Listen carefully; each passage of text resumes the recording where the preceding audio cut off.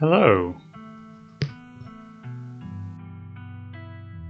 Hello.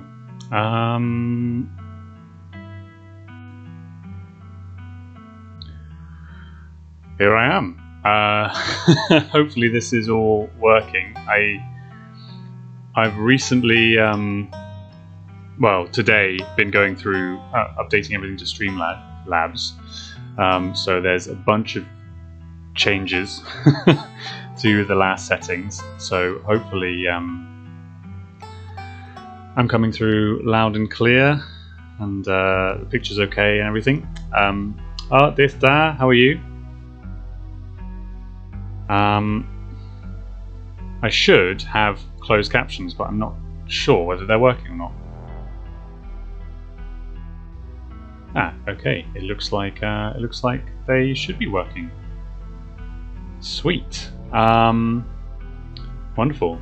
So yeah, new to the stream today, we've got closed captions, which should hopefully be working. I can't guarantee that they will read my voice that well, but they are there, so hopefully that'll help anyone that needs them. We've got, as you can see here, we've got a new follower goal. That's not going to be where it is during when we're actually playing the game, but I just thought I'd put it there when we're on the main screen. What else? We have a chatbot. So we now have a few chat commands. For instance, if I write in chat !streamer, we'll have the Streamlabs bot come up saying who I am and what my pronouns are. There's a few others, which I'll quickly let you know if I can find the thing. So you could do !hug and someone's name, and it will hug them. You can do !uptime, and that will tell you how long we're live for. Although obviously that is available now in most apps for Twitch, so you can just see. But we have a death count, we have a shout out, and we now have a donation link. So if anyone comes in and wants to give me money, since we haven't got to affiliate status yet, you can. I'm not expecting anything. I just thought better put it there anyway, just in case. Yeah. Can we get a Taran Poggers face? I hope so. I will.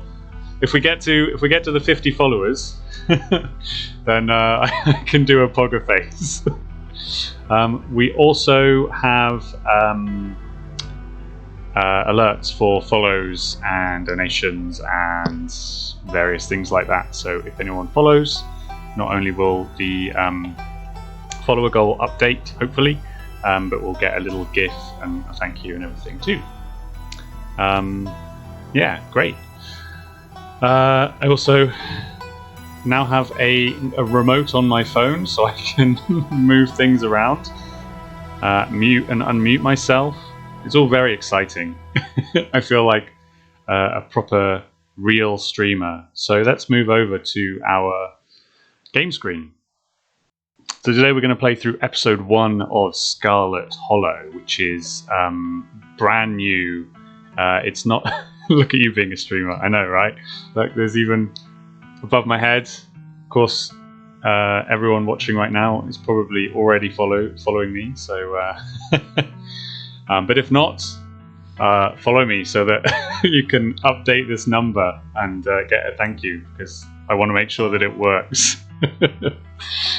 Yeah, we're playing Scarlet Hollow, which is brand new. It was a Kickstarter game. It's still not it's not finished yet. The first chapter is out. The first episode is out, and it is going to be a while before the whole thing is out. I can't remember exactly how many episodes there are going to be, but like 5 or 6, I think, off the top of my head. I backed it, so I'll be getting the full game when it's coming out. But this episode is available free. As far as I know, you can download it from Steam and it's on itch.io and whatnot. So if you like this, you can play through yourself. Although we'll play through and probably get through the whole chapter today. It is a sort of choose your own thing, so there are a few different things that can happen. Even if we completely, get through the whole thing, you could find completely other things on your playthrough. It's entirely hand drawn, which is like the big thing about this. It's such a beautiful game. Entirely hand drawn by Abby Howard, who's a graphic artist who's done loads of stuff now. But one of my favourite things is The Last Halloween. It's a webcomic, horror comic in this sort of style. And it's absolutely beautiful and terrifying and wonderful. So this is brand new from Black Tabby Games, so you can follow on Twitter, and they actually do Twitch as well. So you can check them out. Abby will actually do art streams when they're working on the game, and you can see them draw some of this amazing art. Like one of the characters just in this episode has 250 different hand-drawn sprites or something I saw on their Twitter recently, and yeah, it's great. And there's also just like wonderful representation and characters and stuff. There's also like accessibility options. So you can do text to speak. I mean, I'm not going to, because I'm going to read it out for you all. And you can change sort of all this cool stuff. But yeah, we're gonna jump in and see how we go. I played a little bit. I haven't completed the full chapter, but I did play a little bit when it first was released, like around Halloween time, and it was pretty spooky. It was pretty spooky. So let's just be me. I live in the city of. I know this is like asking you the name of the city, but I really want to believe this is asking you like you're living in the city of something. We built this city on rock and roll. What do we live in the city of?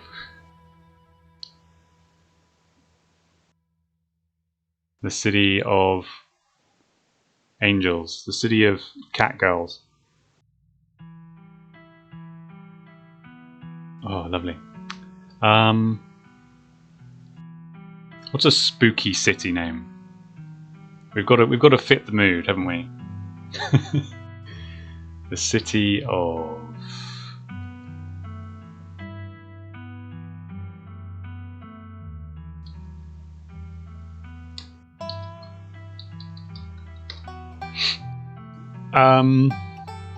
And like immediately after we put in our name and where we're from,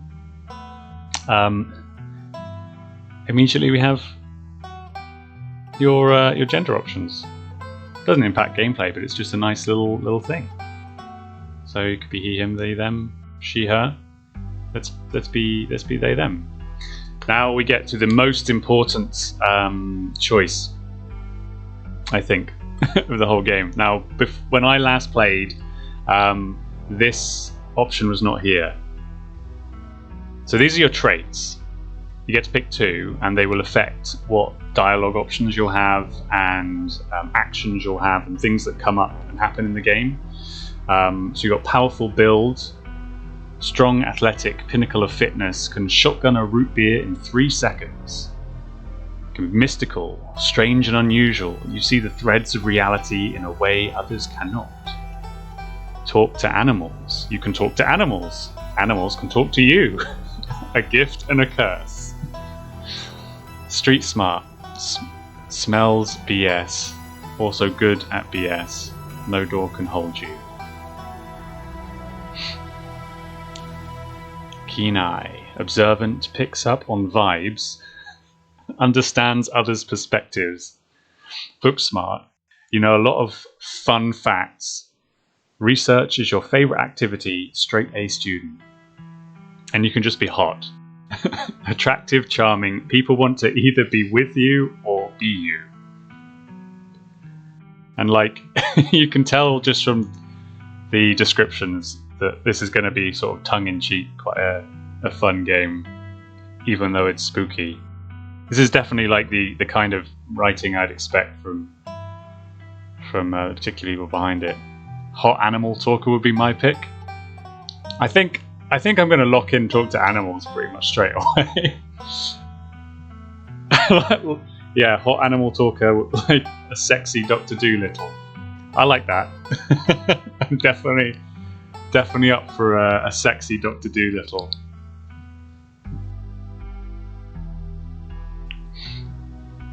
I think when I did a sort of test playthrough last year, I did mystical and hot, which just meant like you looked amazing and you were just so stylish, but you would just like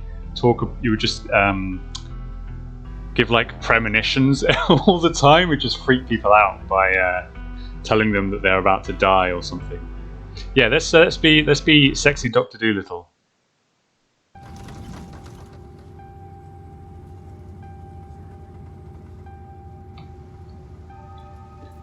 You jolt awake as the bus hits a particularly nasty bump. You feel like you'd only just managed to start drifting off, and now here you are, awake again, and still exhausted. For a moment, you're hazy on the details of where exactly here is, confusing this bus with many others that came before it.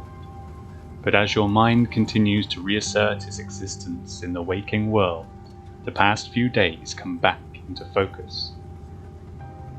The long-lost cousin, the bad news, the 26 hours of bus rides with countless late-night stops in seedy depots that felt unsafe even in the middle of the day.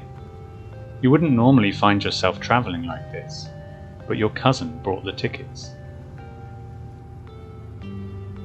The funeral of her mother, your aunt, seems like something you shouldn't ignore, even considering your own late mother's rocky relationship with this side of the family. Fortunately, the end of your journey is in sight. You're almost at Scarlet Hollow. So anyway, I was saying... Oh no, he's still here.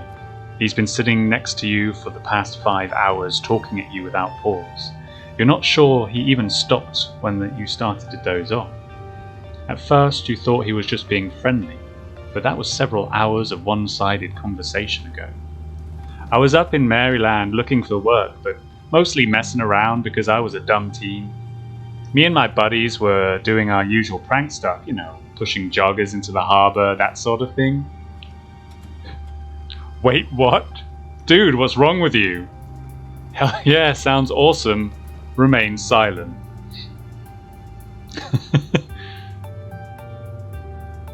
This t-shirt. I want to, yeah. The dreaded coach talker. Oh my god, if I'm ever on a coach, generally I just want to sit there like on my own, headphones in, probably listening to a spooky podcast. Yeah, what is wrong with you? Dude, what is wrong with you? What is wrong with you? Pushing joggers into the harbour? That's awful. What if they drowned? Yeah, I was such a shithead back then. I'm still a bit of a shithead, but hey, nobody's perfect. So this girl comes up to us, swinging her purse, yelling about how she was going to call the cops or whatever. It was hilarious. She actually hit my friend, and he said it hurt a lot, so I guess she really was mad and not just playing. So she kept swinging, and soon enough, she lost her balance and fell into the harbour, all on her own. We didn't even have to push her. We had a good laugh and fished her out, and her phone got soaked, so she couldn't call the cops on us. We wound up hanging all day.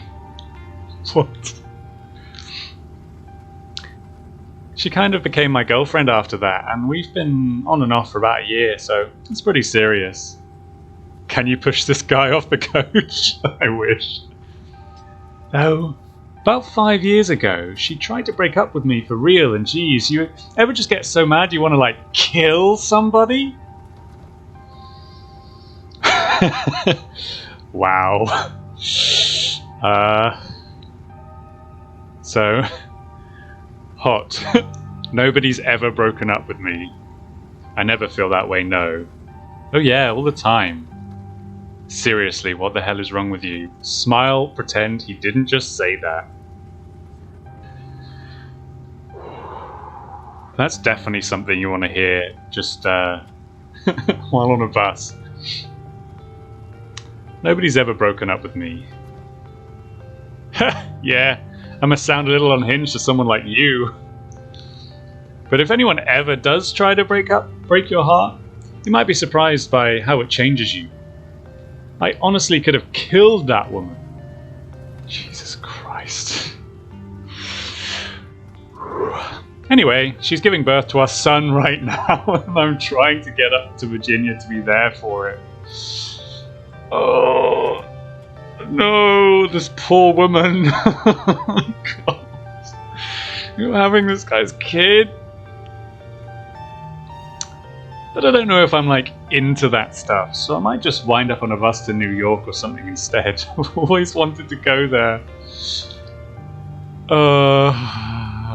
Okay. Seriously, what the hell is wrong with you? Your girlfriend is giving birth right now, and you're thinking about ditching her to go have fun in New York after she tried to break up with you and you threatened to kill her. Hey now, I never threatened to kill her. Okay, maybe over text, just a little, but fatherhood is scary. Plus her mum is there, so it's like, not like she's alone. Her mum doesn't like me much, so I probably just make things super stressful. She'll understand, she's chill.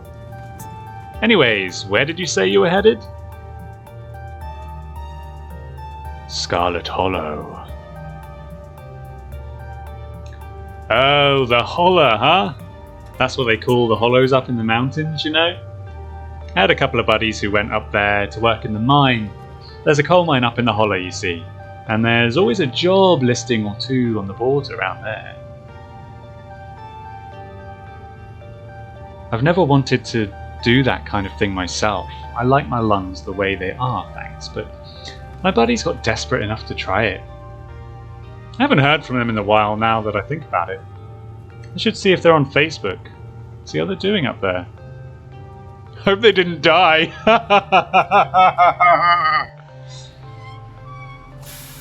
He looks at his phone, for once focused on something other than you. Oh, this is me. It was lovely meeting you. Hope you don't get too bored without me around to talk to. Here, I have something for you. The stranger rifles through his pack before presenting you with a dripping bag of peanuts. This is A+ writing on, like, this is probably going to be the most horrifying, horrible character we meet in this horror game. Like, 100%. Why are peanuts dripping? Okay, they're boiled peanuts, thanks. I got them at a gas station a few miles back. A few buses back. I noticed you haven't eaten much, so I figured you could use them more than me. Can you hear that dripping sound? Oh, that is horrific. Plus they've dripped all over my bag, so I don't want to carry them anymore. And this is why I hate coach travel, yeah.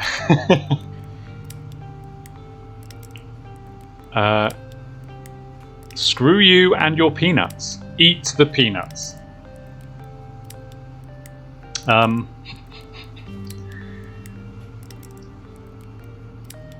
What should we do? Nice, I love boiled peanuts. Take the peanuts. No thanks. Screw you and your peanuts.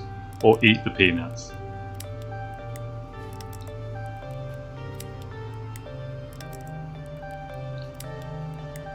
Oh my god.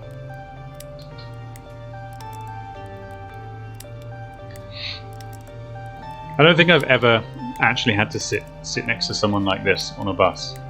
And I think that is my, like, male privilege speaking. Screw you, yeah. Like, part of me wants to eat the peanuts just to see what happens, but I, after talking to this guy, I don't want any of his stuff. Screw you and screw your peanuts. Hey man, I'm just trying to be friendly. Look, there's still a good 40 minutes left in your journey, pal, assuming nothing goes wrong. Best to have them on hand. The young man sets the peanuts down on the empty seat next to him. The juices dribble out through the bottom of the bag and into the upholstery, instantly soaking it in peanut brine. And with that, I leave you. Safe travels, friend. Oh, God. And just like that, you're alone, the stranger's peanuts soaking into the seat across from you. Maybe you can finally get some sleep. Next stop, Scarlet Hollow, end of the line. Almost there. Incredible prologue.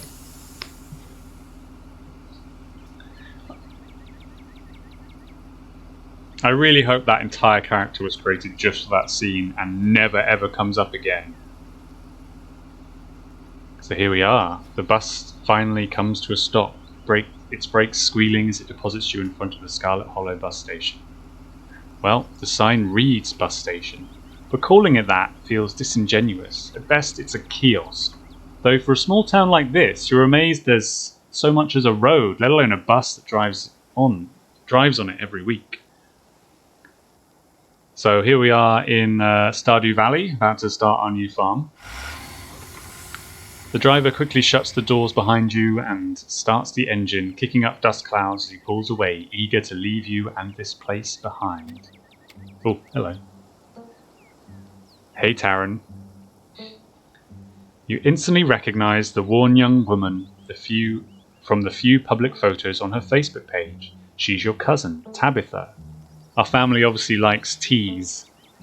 Then again, my family in real life kind of does. I've got brother and 2 cousins, both beginning with T's. Wait, yes. I keep getting new cousins. I have to remember that to count. She's your cousin, Tabitha, and she looks annoyed to be here. Interesting that the narrative voice is in second person. Yeah. I guess it's that kind of gothic style.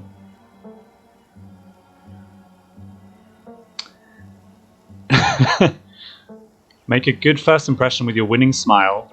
Looks like somebody needs a hug. Hey Tabitha, give her your condolences or remain silent. As if someone's watching or writing your actions. Yeah. I guess it's so it doesn't feel like it's I don't know. It's definitely like a stylistic choice.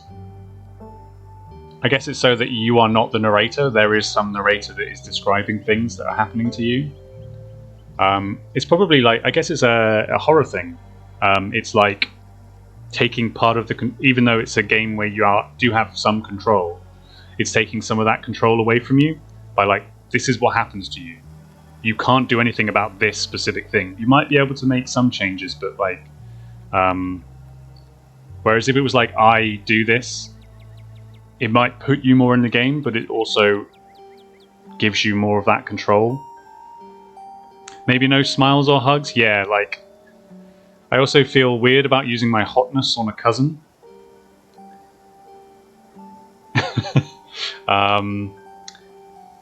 She definitely, like, she does look like she needs a hug, but she doesn't look like she wants a hug, and I'm going to respect that. I'm not going to, this is evidently the first time we've met. I'm not going to hug this person.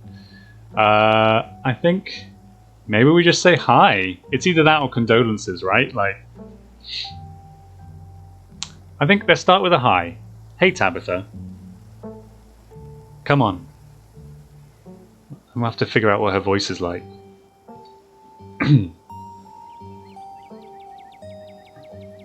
Something that I can keep up for, 3 hours. Come on. Come on, let's go back to the estate. I don't want to spend any more time down here than I have to. Your cousin turns and motions to an old BMW parked near the bus kiosk. You follow her, clambering into the dusty relic. I just noticed the bus schedule as well. I don't know if you can make it out on the stream. But the schedule is arrives Monday at 11 a.m. Departs Monday 11:01 a.m. And that's it. This is your only option.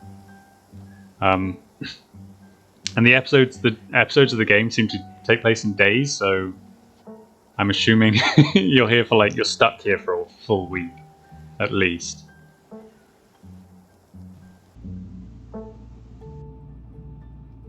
That is a cool screen. Like, I love Abby Howard's art, like, just in general. They have just a really good way with atmosphere, mood. They create some like incredible monsters. Like, I know we'll get a chance to at least see one monster design within this chapter.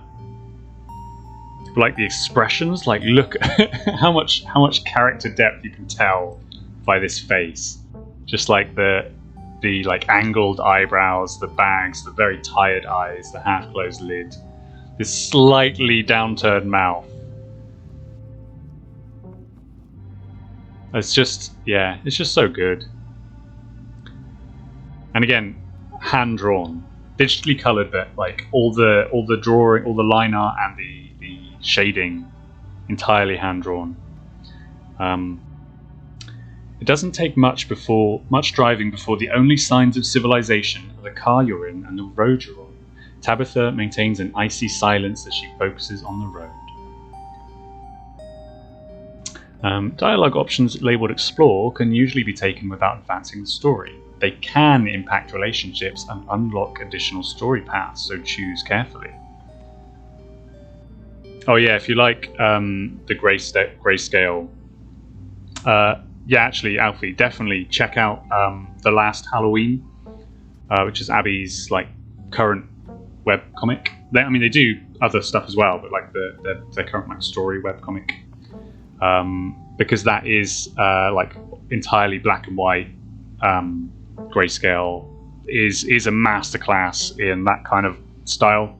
It's so beautiful. Okay, so we can talk to her. How are you holding up? Guess we're both members of the Dead Mums Club now, huh? That seems like a thing people say in real life. So, the funeral. Have we ever actually met? Or we can just be quiet. Somehow I feel like being quiet is the right option, but I do want to explore a little bit. Let's ask about the funeral, because, I mean, that's why I'm here. So the funeral, it's on Sunday, right? Yep, like I told you. I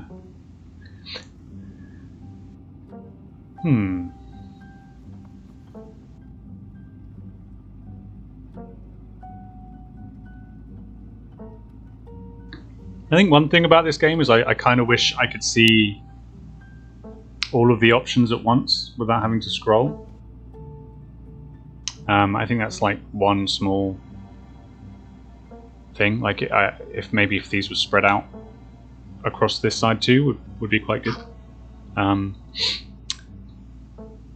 Almost a whole week. Need any help planning? Open casket, embalming, reception. Let's try and be helpful. Let's ask if she needs any help. Do you need any help planning? If you ever need help with errands or scheduling, feel free to ask. I know this stuff isn't easy. It's actually been fine. Just needed the coffin and somebody to dig a hole. Wow. Tabitha stares straight ahead, her expression tense and icy. Have we ever actually met? I'm pretty sure this is the first time, right? Yep. You have your mum to thank for that. Sorry. You have your mom to thank for that. Or had, I guess.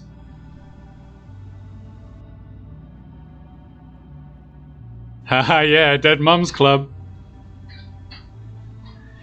Your cousin stares straight ahead, her expression icy. How are you holding up? Fine.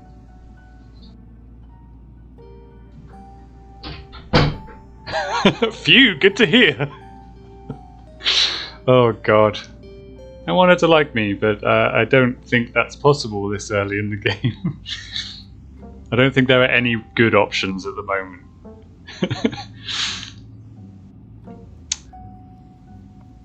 Okay, but if that ever changes, I kind of just want to. I feel like she's not going to like me either way, so I kind of just want to be a bit of a knob. And let's try and be fairly nice. So the fun one. Phew, good to hear. For a second, I was worried I'd have to talk about feelings and all that stuff is hard.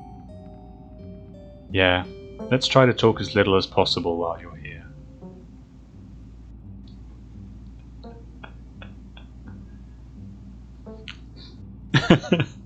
Tabitha stares straight ahead, her expression tense and icy. This is going well. You can roleplay this whole game as a good-natured but tactless and awkward. Yeah. I probably shouldn't have picked hot then, because that'll let me get away with being awkward too much. Should have been book smart or something. You decide to sit in silence with your cousin as the car eases up the steep mountain road.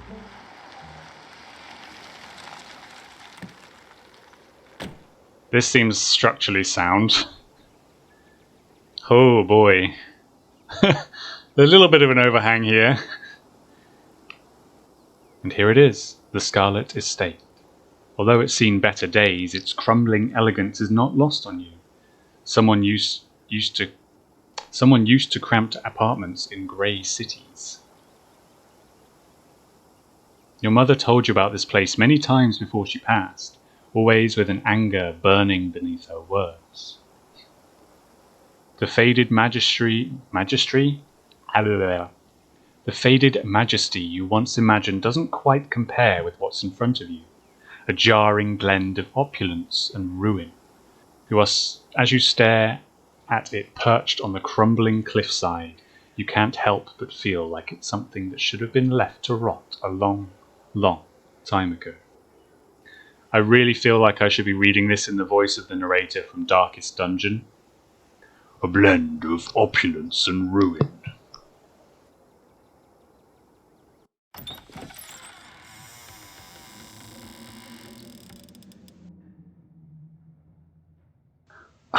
Just look at this. Look at the detail in this goddamn place. It's a dog. Also, I just noticed our cursor is a little skeleton hand. Which makes... Okay, we've played, 5 games on this channel? And at least 3 of them have had skeletons and bones. And those same 3 also had queer representation in, so, I think there's some kind of link between skeletons and the gays. We're doing quite well. As soon as you enter, you are hit with a blast of dusty air. Everything in this room has been here for much longer than you've been alive, each object cemented in place with layers of dust and cobwebs. You can hear doors creak on their hinges and the aches and moans of ancient floorboards as the house itself sways in the wind. Welcome to our family's humble estate. Unfortunately, due to the current state of the house, only a few rooms will be safely accessible during your stay. I wouldn't go wandering anywhere else if you value your limbs. The floors have been known to give out. If you know what's good for you, you'll stick to your room, your bathroom, and a kitchen, and the hallway, I guess. But only the hallways you need to get to those places. I'll show you around so you know where it's safe to walk. You can leave your bags here for the time being. So it is Darkest Dungeon? Yeah, pretty much. So you live here? It's beautiful. And then lie. It's beautiful. You really let this place go, huh? I thought y'all were loaded. Can't you afford to fix this dump?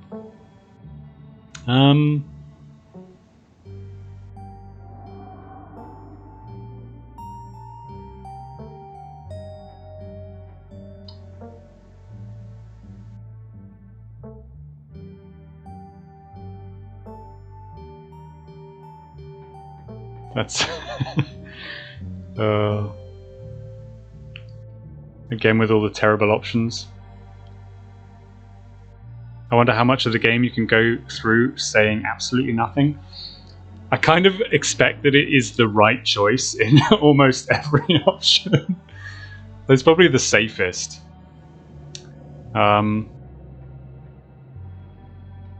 Yeah, that's. I want to know. Do you live here? So you live here? Yeah, and I'm letting you stay here for free. So mind your manners. Or did your mother not teach you about those? Shall we take the tour? Follow me. You put your bags down and follow Tabitha through the long and dusty hallway. She delicately steps over holes and tears in the floor, and you do your best to trace her steps. Tears. Tears is a very specific choice of words. Like, how often would you describe a hole or damage on a floor as a tear?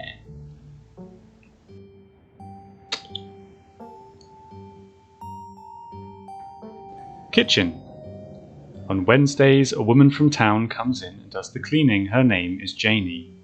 I wouldn't recommend socializing with her. She'll talk your ear off. If you need any food, there's fixings for peanut butter and jelly. Don't touch my mac and cheese or my ice cream. Those are off limits. I mean, she has the same diet as I do in real life, so we should really get on. Oh, and you can also access the garden through here, but it's pretty wild, so I wouldn't if I were you. Tip: some explore options prevent you from taking others. Choose carefully. Ah. Someone cleans this place. This place is nasty. It's nice. Lie. It's perfect. Awesome. I love PB&J. Is there somewhere in town to buy food? What if I want ice cream?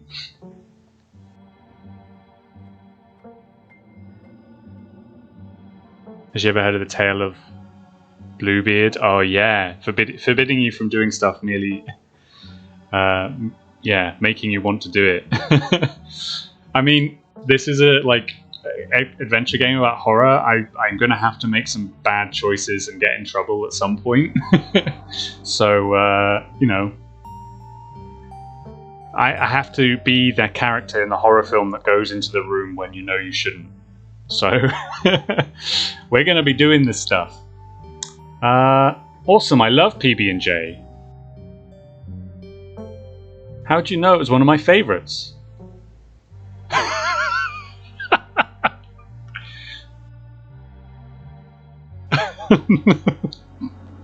That smile can't be real. I just got an achievement that was that damn smile.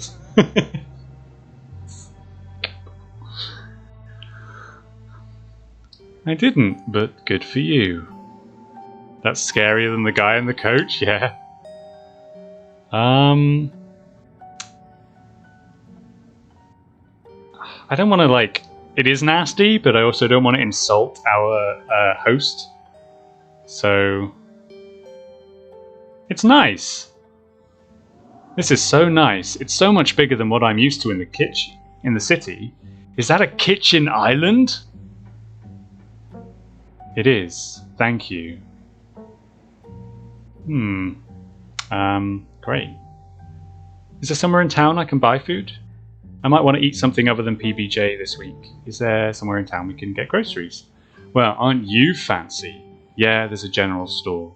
There's also a diner. I usually order my food in bulk online though, so I wouldn't be going with you. General store, how folksy? But I'm your guest. Oh, I didn't actually budget for groceries this week. Let's just say thank you. Cool, good talk. What if I want ice cream? Then you can buy yourself some at the general store. If you touch my stash, I will know, and there will be consequences. That's exactly like me with ice cream. We really should be really close friends. In fact, in this situation, I'm Tabitha. This is how I react to people coming into my house. Calls you out for your manners, calls you fancy for wanting to eat something other than PB&J. Alright, what's next? Bathroom, follow me. Great, it's been hours since I've gone. As the two of you leave the kitchen, you pass by a tuxedo cat sitting on the countertop. I'm approaching the cat. Don't try to pet Frou Frou. If she wants to be pet, she'll let you know. Ne me parlez pas. She's actually a French cat called Frou Frou. Ne me parlez pas. Pet her. Sorry I don't speak French. Okay, but can I pet you? Why do I ever bother talking to cats? She's definitely going to try and kill you at some point, the cat. I mean, this is just a standard, like, French I hate you stare. Like, any British person who's been to France will recognize this look. You don't speak French? Get out. Which is fair. I'm not saying it's a bad thing. Okay, but can I pet you? Ugh. Another filthy American. I'm not gonna do it. I'm not gonna try. That's fucking awful. Sticking their business where it doesn't belong. No, you may not pet me. I would sooner smear myself with sewage than be touched by your filthy ape hands. Ugh. Stop wasting my time. Let's finish the tour. You once again follow Tabitha through a long, dusty hallway. Maybe after a few nights, it'll get easier to navigate these spaces, but for the time being, you feel lucky to not have fallen through the floor. Guest bathroom. Not much to show. It's a bathroom. I'll wait outside.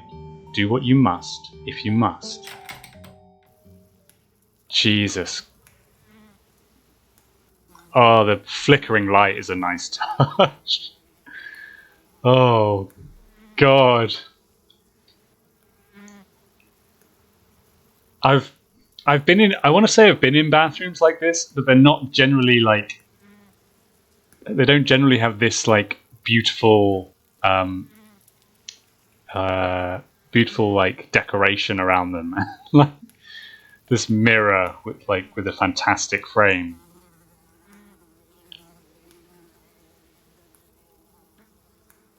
There's some. There's hair dye. There's a wine glass with toothbrush in it. I mean, my bathroom does have the little pile of the the empty toilet rolls. To be fair, so I can't complain too much. It's a nasty, wretched bathroom. Piles of junk sit untouched in the corners of the room, and mystery stains paint the floor.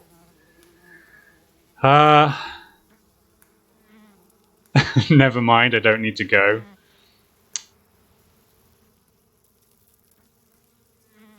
Are you sure this toilet works? Yes, why wouldn't it? The water bill gets paid, therefore the toilet works. Now do your business so we can move on. Okay. That's the spirit. Well, let's lift the seat. Oh.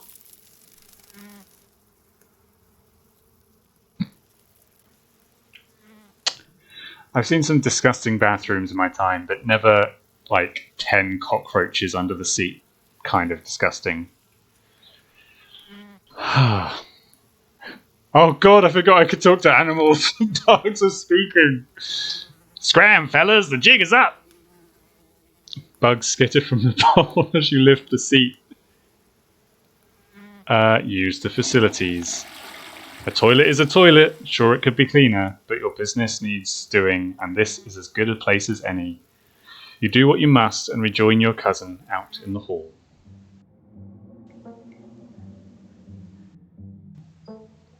Guest bedroom, last up on the tour.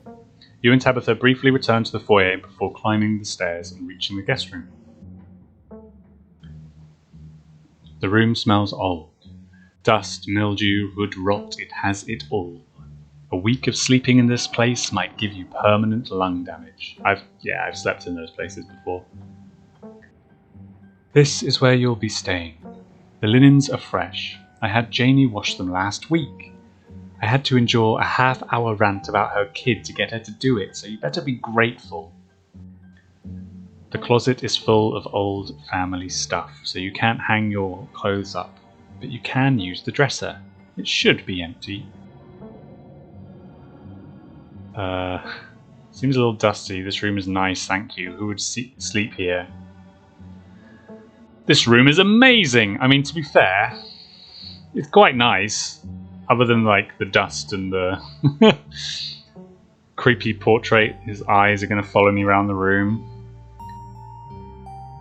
I feel like I have stayed in a bedroom like this before, in like a guest room. Maybe not quite as fancy with a four-poster bed, but...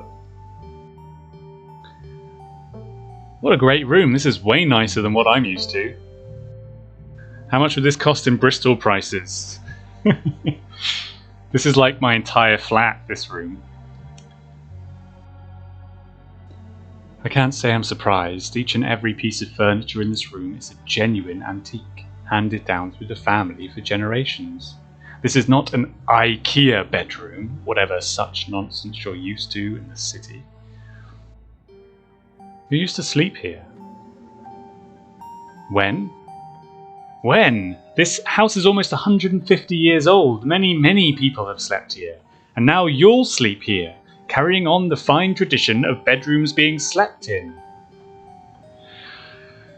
Guess I'll start to get settled. Follow me, I'll take you back to the foyer so you can collect your belongings. This concludes the tour. I'm afraid I must return to my duties, so you'll have to entertain yourself for the rest of the day. Don't expect to see much of me. Tip. Some dialogue options will open additional conversation paths, some right away, and others down the line.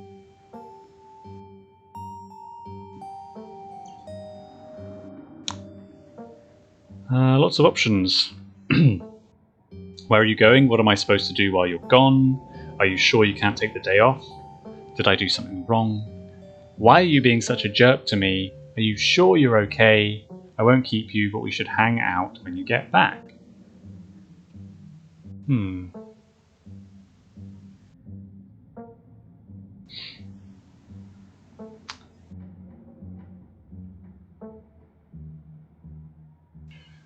Simple, where are you going?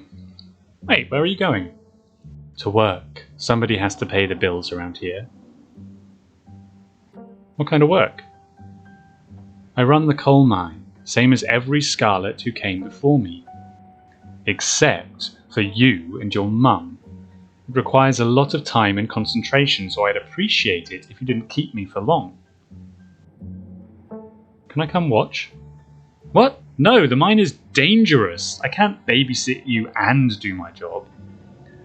I'm sure in this horror game about, that is obviously to do with darkness and monsters and things, the mine will have no relevance whatsoever. Hashtag girlboss. Jesus Christ. That's kind of sad. Sounds boring. Good for you.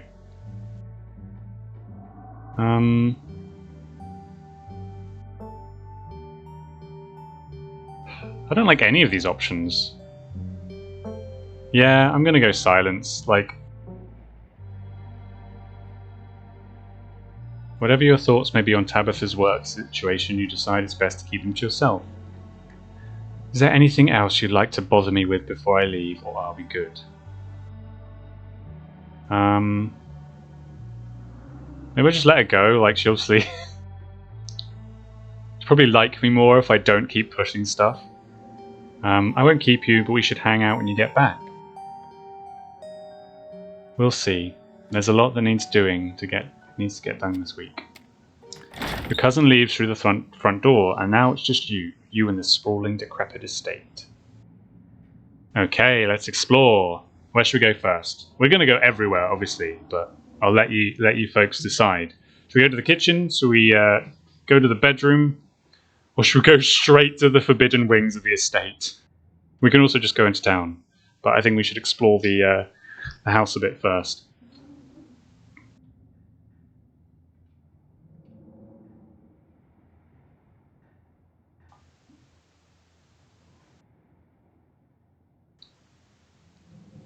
I'm thinking I've been on the bus for a while. We should probably eat something. So let's PB&J.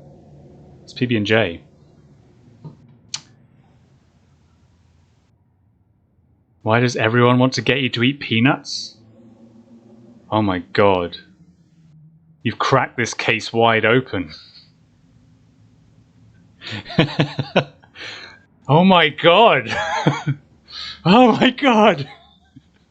Everything is peanuts. It's all about the peanuts. Watch the finale of this game to be something to do with peanuts. Oh, thanks for the follow, Lunasec DNB. Thank you so much for following. I really appreciate it.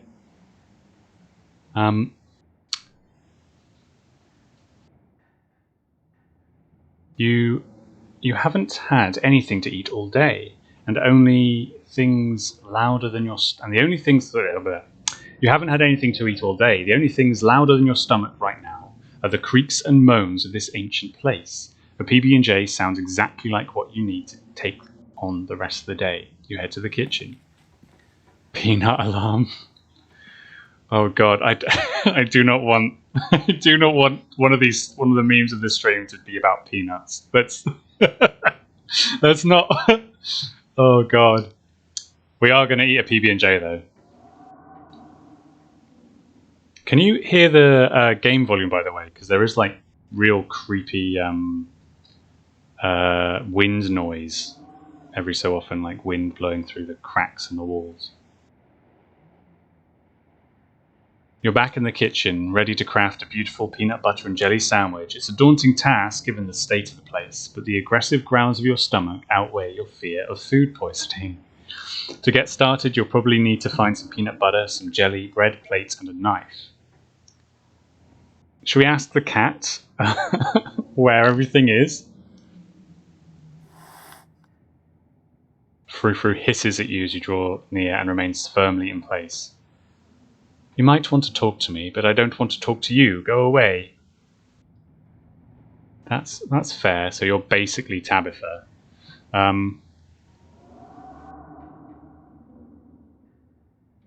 We probably shouldn't aggravate this poor cat that's just trying to hang here. I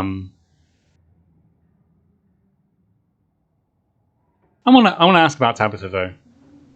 What's the point of taking talk to animals if we don't like talk to animals?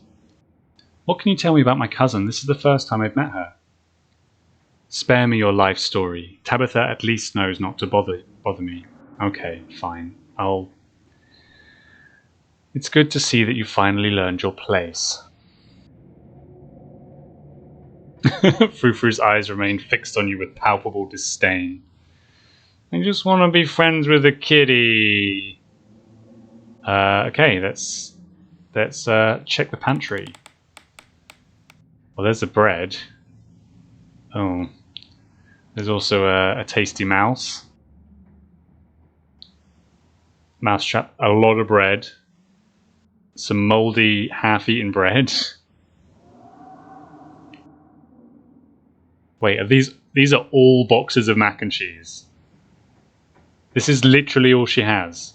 When she says this is what she likes and what there is, she means literally there is only peanut butter and jelly and mac and cheese, and I'm not allowed one of those. Don't you need like... I actually don't know because I've never eaten like the classic Kraft mac and cheese. But don't you need like milk and stuff for it? Or is it just literally like you add water to the powder that you pour on your pasta? Let's examine the mac and cheese. You can't say you've ever seen the brand before.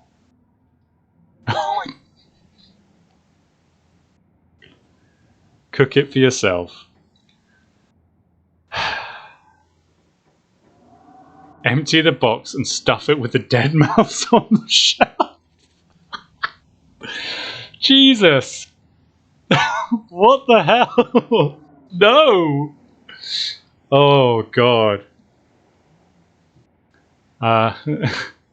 Let's just put it back. That's quite the option, I know. I think what's probably going to happen, because like the next chapter is going to be out for a while. By that time, I'll probably replay this, and we'll care more about the actual choices, because something like that is going to have a massive effect on your relationship with Tabitha. Whereas in this chapter, I don't think it will, because I don't think later on there's time for her to discover the mouse. You put the box back where you found it, reluctant to make things worse than they already are. Well, let's take some bread, one of the non-moldy loaves of bread, and let's take the peanut butter.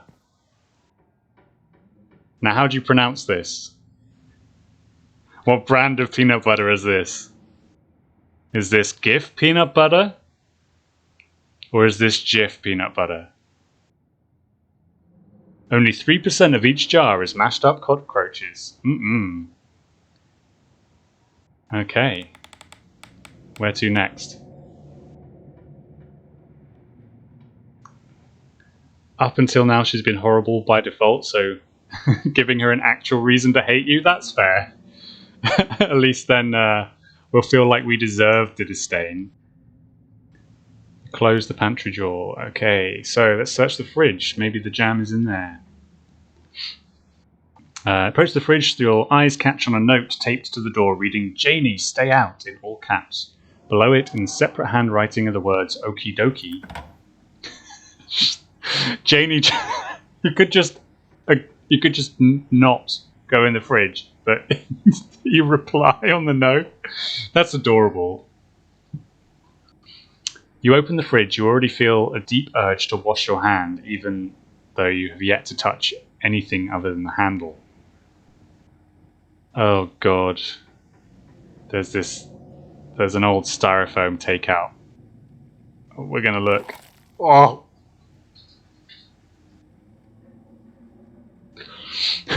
Why did you do that? What were you expecting? This takeout container is disgusting beyond words. A liquefied mess wholly congealed in its styrofoam shell. You can't even tell what it used to be. I wonder if at the end of the week we come back and it's literally like alive and crawling out.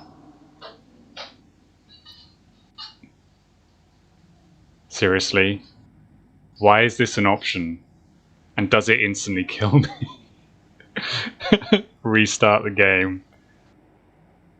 I don't think on any playthrough I'm going to eat this.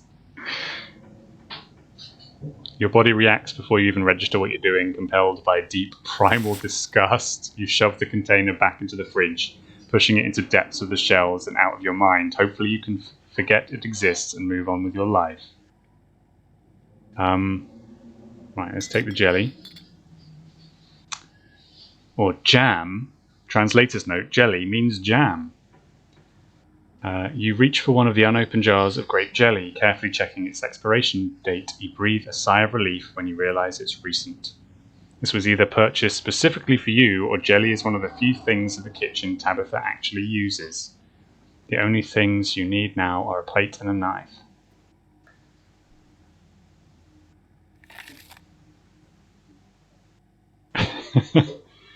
Tabitha told me explicitly not to do this, you think as you reach for a pint of banana chocolate chunk. I just want to look at it. I won't eat it, I promise. Tabitha already seems not to like you. It's probably best not to fan the flames of her hatred.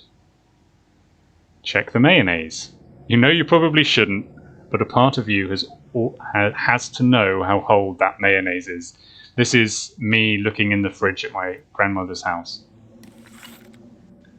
You pick up the jar. its label flaking in your hand. It expired 10 years ago. This jar of mayonnaise is old enough to graduate 5th grade.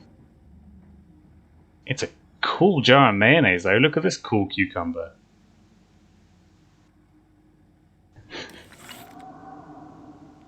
Best to put it back and forget you ever saw it. Okay. Search the cabinets. The cabinet must be where Tabitha keeps the dishware. Oddly enough, the utensils. Grab a plate and a butter knife. Grab a bowl. Examine the mug. Let's have a look at what kind of weird mugs they've got. I was blown away at Blowing Rock, North Carolina. So your aunt and cousin actually travelled sometimes, even if it was only a few hours from the estate. Maybe you can route your return trip home through Blowing Rock. It might be nice to see the local sights before heading home. It's a shot glass. I survived Deb's 50th. Your aunt's name was Pearl, so this wasn't from her 50th.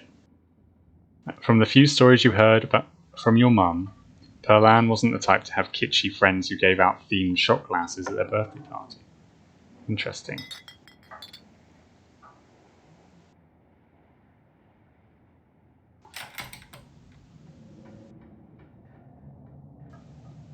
Make that PB&J. Despite the state of this horrendous kitchen, you have successfully combined your 3 ingredients to make a peanut, butter, and jelly sandwich. Congratulations! You can feed yourself. A job well done. All of that hassle, and it took you less than a minute to eat. The rest of the day lies in front of you. Well, we're going to check out the garden.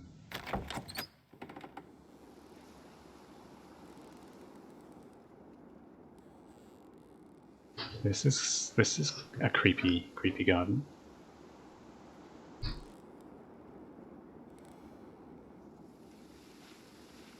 The garden was reclaimed by the wilderness long ago.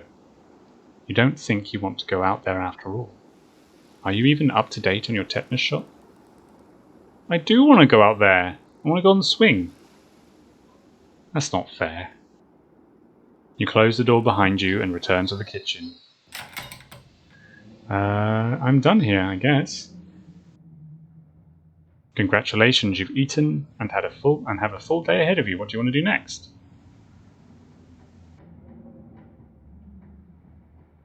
Let's make some mistakes. Let's go to the forbidden area.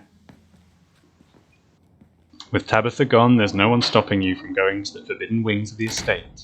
You immediately try the nearest door, only to be impeded by a lock. Oh, no mischief. Although we did get to see this adorable dog.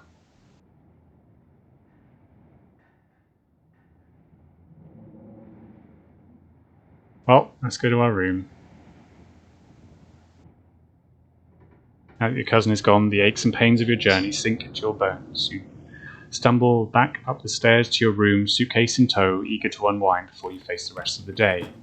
You stand at the entrance to your room. Examine the painting on the wall. It definitely bears a resemblance to Tabitha, like the eyes. This must be an old relative of yours. Very old, judging by the dates on the inscription. You've never heard of her, but you'd barely heard anything about your aunt and cousin until a week ago. So that's not really a surprise. This could be the same woman in that portrait in the Forbidden Wing with the dog. Maybe you could ask Tabitha about this Mary Bell Scarlet the next time you see her. That is, if she's actually in the mood for conversation. Take a nap, you've earned it. Let's put my spare clothes in the dresser.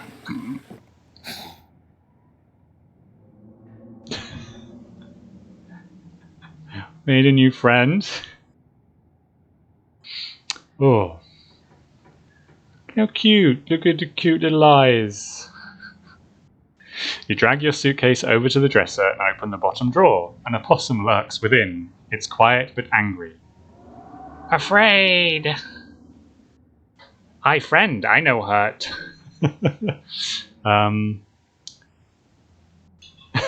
This is amazing.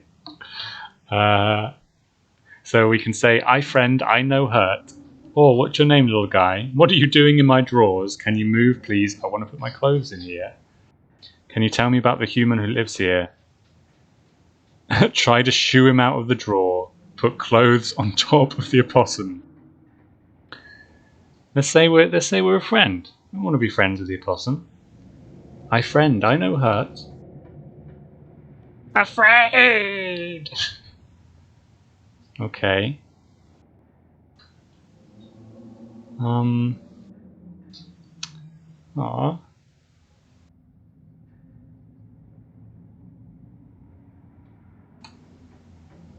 I'm not gonna shoo him. It's his house. Like, as far as I'm concerned, I'm the guest here. This opossum is a resident. Let's ask about the human. Can you tell me about the human? Oh god, that's so cute. Look at his little face. Oh. Which human? But Perlan died. Only one human lives here.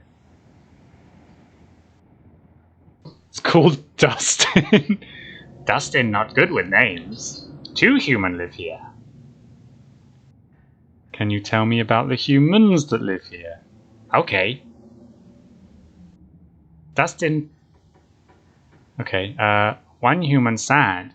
1 human scary. Uh-huh. Tell me about the sad human, Precious. No, the scary human. Always watches. Eyes hateful. Uh-huh. Can you tell me about the sad human? Cries. Gives Dustin bad sleeps. Aw. Thanks for the help, Dustin. Okay.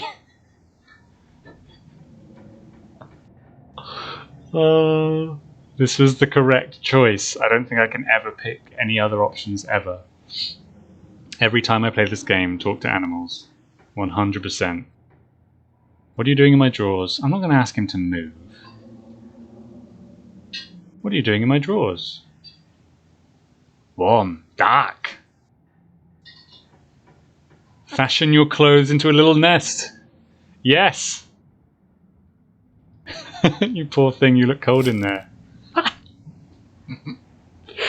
Oh, I know this is a horror game, but apparently it's also just incredibly cute. You gently lay your clothes on top of the creature, arranging them into a little nest. Dustin closes his mouth, somewhat more at ease than before, and looks up at you with his shiny black eyes. Human is kind to Dustin. Dustin will remember this.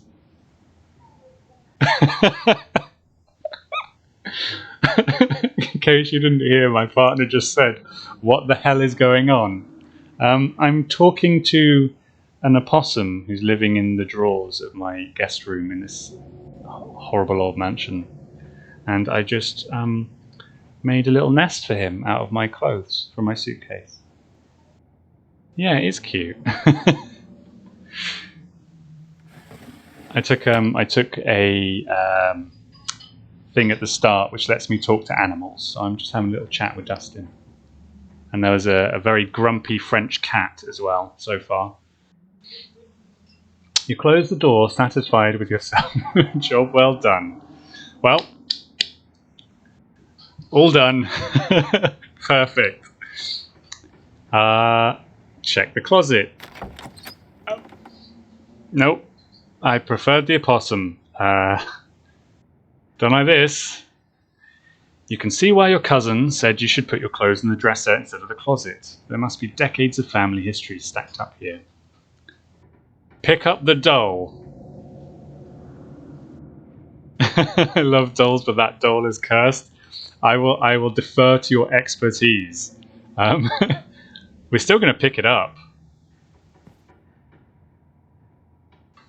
Of course you're sharing a room with a creepy doll. You pick it up to examine it more closely. Its foot reads, "Property of Alexandra." No need to carry this around with you. We don't know who Alexandra is, but no one so far has been called. It's slightly less cursed up close, yeah, but that doesn't mean it's not cursed. You can only imagine how beautiful the garden must have been in its heyday if you owned this place. You'd totally get out there with a shovel and some gardening gloves and whip it into shape. You are vastly overestimating my gardening ability or my laziness. I had the chance to do this in lockdown and clean up a garden, and I did not. So you'd go out and pull weeds, chop trees, carve topiaries, and do whatever you need to do to return it to its former glory. And once it was all done, you'd sit by the fountain, which of course would have little goldfish in, and drink a floral tea while enjoying the birdsong. Yeah, you definitely do that, just not right now.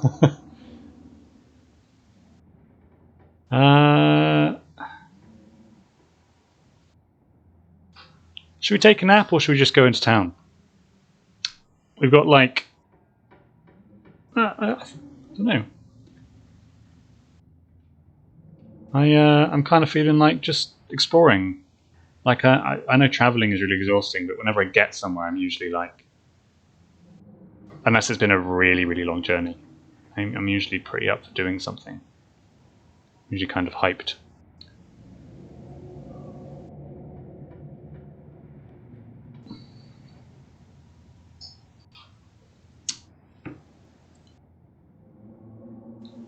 Let's go to town.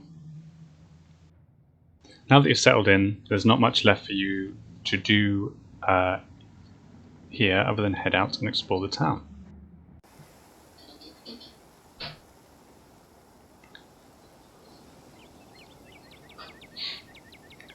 If you'd have known you'd wind up having to walk all the way back into town, you'd probably just have asked Tabitha to leave you at the bus stop, especially with how unhappy she seemed to see you. If only you could wipe the slate between the two of you clean and bury some of the tension, though maybe her mother's funeral isn't the best time for some of that. Then again, maybe it's the perfect time. Continue down the path. It's really pretty out here. It is really pretty out here.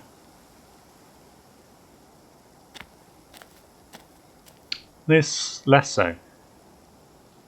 Although complete with a minor statue, this does look a lot like Red Druth. Especially with the boarded up high street. Finally, you made it back into town.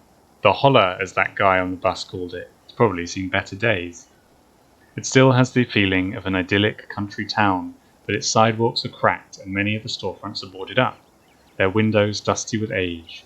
A chill breeze sweeps down the lane and you shudder, suddenly feeling as if you're peering into a grave.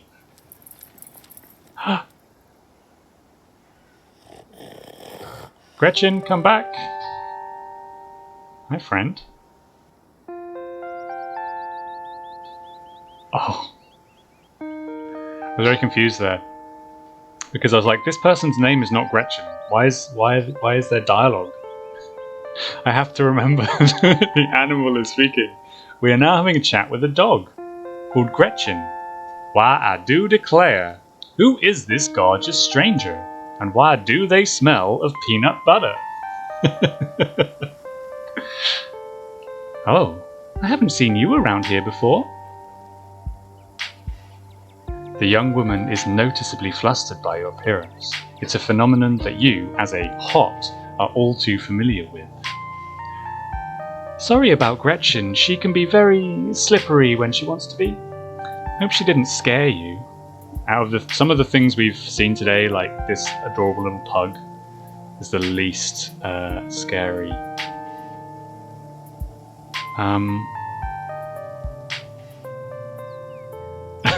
Oh, yeah.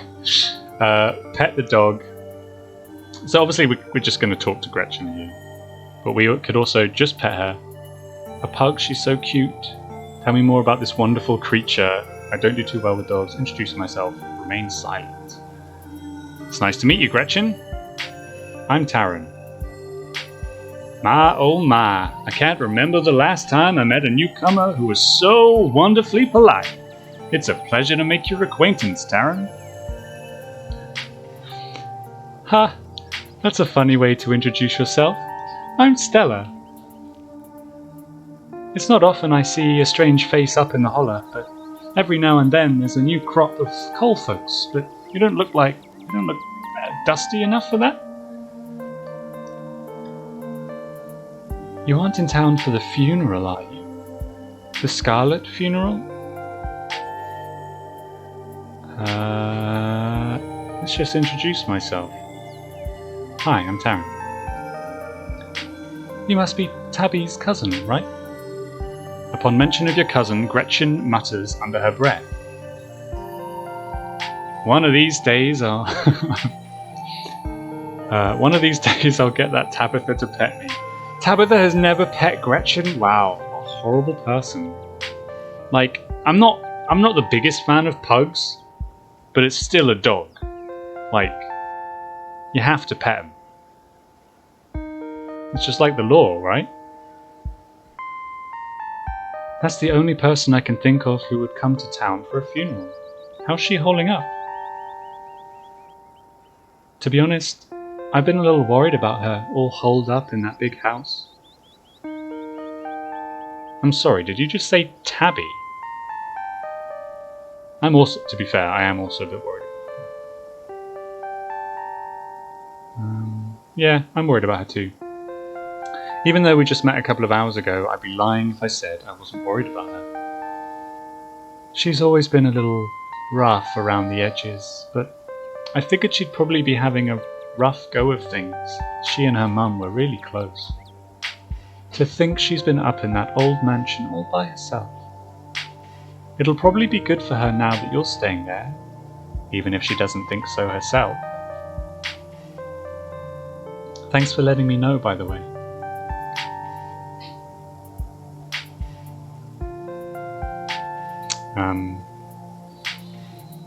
How long have you known her?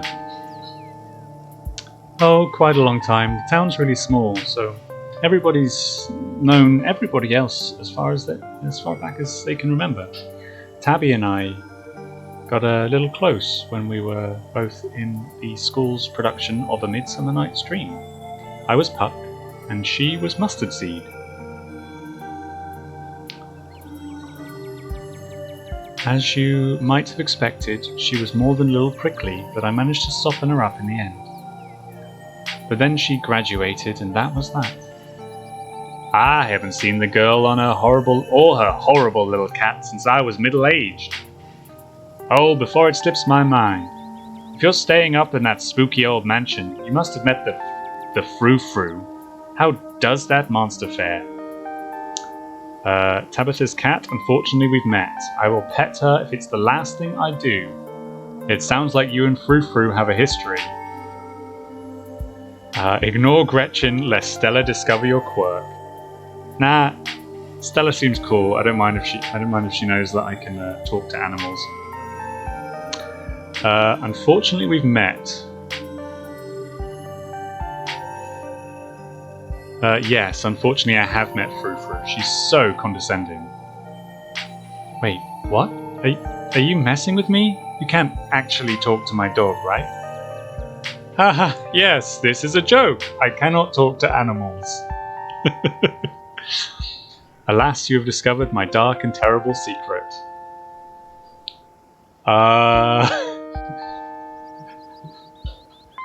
She looks concerned. Maybe I shouldn't tell her I can talk to animals.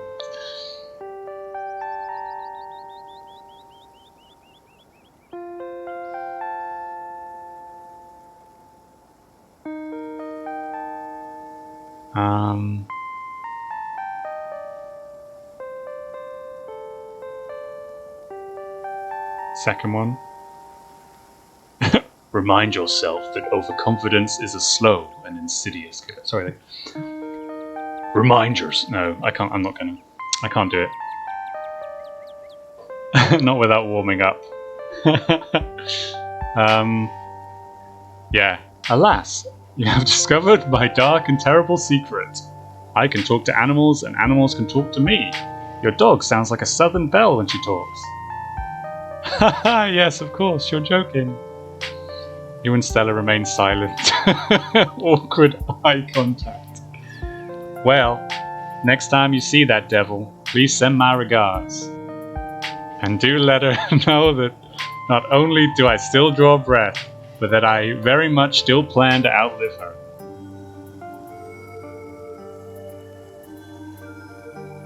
Oh, if you just got into town, you must be starving. I was just on my way to the diner for a coffee, and they've got amazing biscuits. My treat. Translator's note. Biscuit means weird scones with, like, I don't know, some kind of white sauce.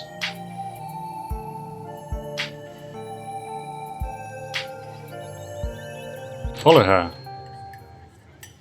Ah, this looks nice compared to the like dilapidated palatial mansion, you know, we just saw. This is a lovely little greasy spoon. There's some smiles. This person over here does not look happy. These firefighters. There's an adorable little child drawing things, which I'm going to assume are horrible monsters that she saw somewhere in this evil town.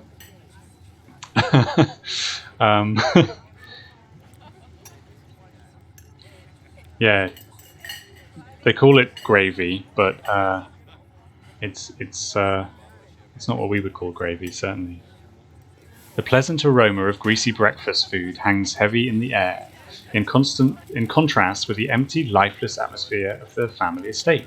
The diner is filled with the comforting din of human life. Uh-oh. I feel like an English person who just walked into a Welsh pub. All of which grinds to a sudden halt as the patrons realize that a stranger has entered the establishment. Just... Yeah, all the Darkest Dungeon quotes in the chat. Oh, that is a game I want to play some more of. It's been a while. It's such a good game though. So we can just be hot. Hey everyone, I'm Taran. What are you looking at? Quietly slide to the nearest booth. Well, you know, we've got to use what God gave us, or what we gave us when we picked the specific choice. Hey everyone, I'm Taran. Just in town for the funeral. Nice to meet you all. The woman behind the counter beams back at you. Hello there, and welcome to the Holler. You just let us know if you need anything, okay? You nod politely, giving a small wave as you and Stella slide into the nearest booth.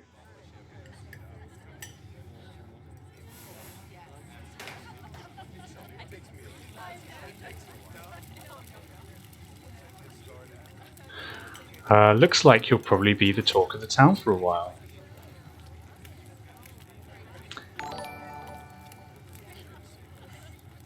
Thank you for the follow. Luna Sec. Oh, Luna. I have to. I'm really bad at passing the names. It could be Luna SE Commander, Luna Say Commander, Luna's Commander. All of the above. Whatever it is, thank you. Who is this? This is an amazing shirt. I would 100% wear this shirt. I'd also wear Stella's Mothman shirt too. And this tune I can dig. What should their voice be?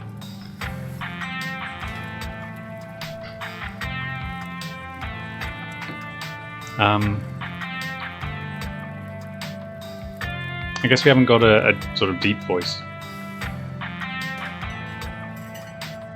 Oh, I'm just going to read it. I'm tired. Hey Stella, I went ahead and fixed you up a coffee. They gracefully place a cup of specially brewed coffee in front of Stella. "Aw, shucks, thanks, Avery. And here's some bacon for the little lady." "For me? For me?" Gretchen sniffs the bacon and digs in. "Anything for you, darling?"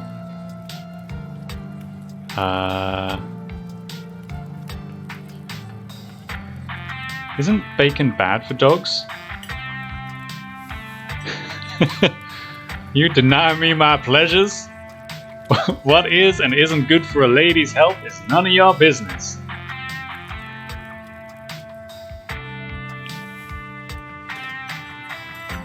Gretchen's like one of those 110-year-old ladies who had a daily glass of wine her whole life. So why stop now? Maybe it's been the secret to her longevity. Anyways, don't worry, I always keep an eye on her diet. And we make sure to only give her the leaner cuts. I gotta go in the second. Want anything while I'm here? How much is a coffee? This is what I always do. $1. But that gets you unlimited refills. Sweet deal, I have a cup. Yeah, let's get some coffee. No problem. Avery pours the fragrant brew into the empty mug in front of you. They linger after pouring your coffee, turning to you nervously. "Oh, and sorry for your loss."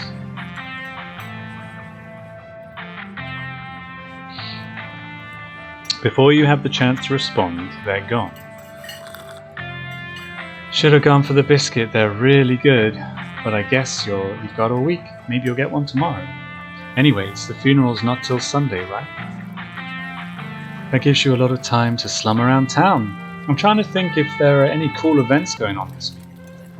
There's always the reading adventure at the library, which is supposed to be for little kids, but I do it every month anyway.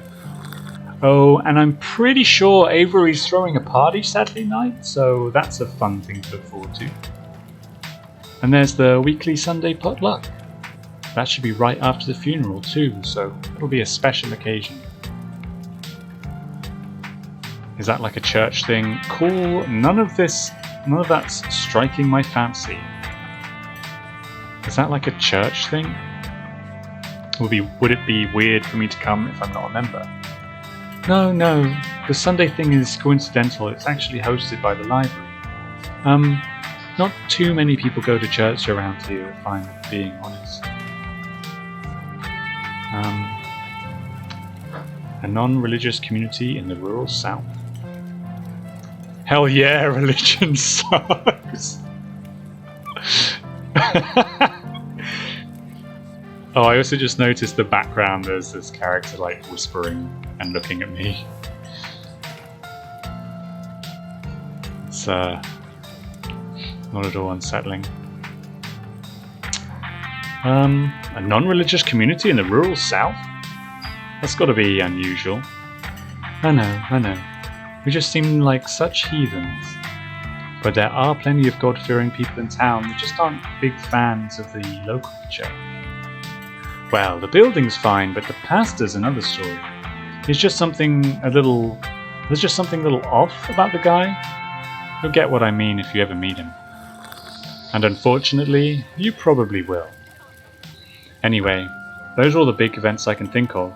As for the day-to-day, any idea how you want to kill time for the rest of the week? That's up to you, no clue. I'm sure I'll be able to occupy myself. I'll probably just do what I can to support Tabitha through this. No clue, to be honest. Well, you're in luck, as you happen to run into the person who knows all the best stuff to do around here and has limitless time to show you around. My boss is pretty forgiving. Oh wait, you probably wouldn't get that joke since we don't know each other that well. I'm self-employed, so I'm my own boss. I'm forgiving myself. Really? Because I'm self-employed and I'm not very forgiving to myself.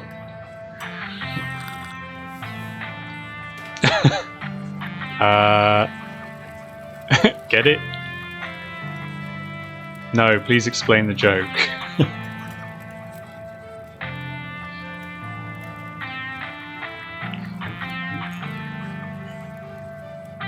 laugh uproariously. Thank you, I'll be here all week. Before Stella can finish, Avery returns, biscuit in tow. Is there nothing else coming for me? Gosh, if I had known that plate of bacon would be my main and only course, I would have waited before digging in.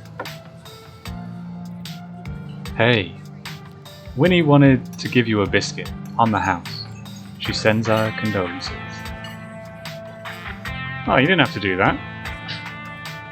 It looks great. No worries, hope you enjoy it. You pick up the biscuit. It's delicate and fluffy. It nearly crumbles at your touch. Buttery warmth emanates from its surface.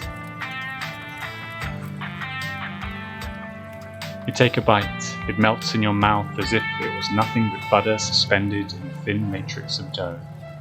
Truly, this is the perfect biscuit. This is the best biscuit I've ever had. But that's not saying much because I'm British and I've never had one. I don't think I actually like biscuits. Like, I know this is a really good biscuit and I'd eat it again, but if this is the best the world of biscuits had to... What? That's not what I meant! I thought I was saying that it was really good, damn it! Oh, I fucked up! No!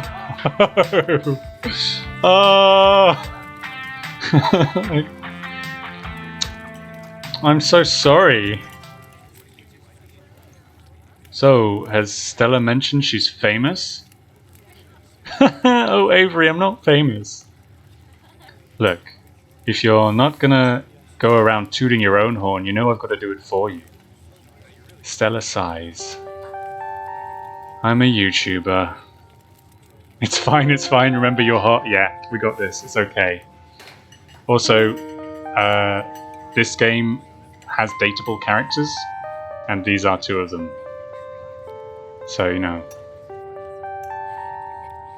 Hopefully, you know, I didn't fuck things up with either of them. I'm so sorry to hear that, Stella. You and everyone else. I'm gonna say that's rad. Let's be supportive. Wow, that's rad. I've never met a YouTuber before. I'd love to check out your channel at some point. Oh, thanks. It's not much. It pays the bills, but it's mostly a passion project, you know. Looks like you've lost your chance with Avery, yeah. She's selling herself short, Taran. Her stuff is amazing. She hunts cryptids. I'm all about that. I think the best video to start with would be that river one. Not the lake, but you know, the controversial one. Oh yeah, the Catawba River Runner. I didn't expect much out of that footage at the time, but it wound up being my most popular video by far. So that River Runner is a cryptid that's only known from a single sighting. 2 Boy Scouts thought they saw something big and weird in the Catawba River. And that's all I had to go on. We're gonna hunt some cryptids. But then I wound up catching this on camera.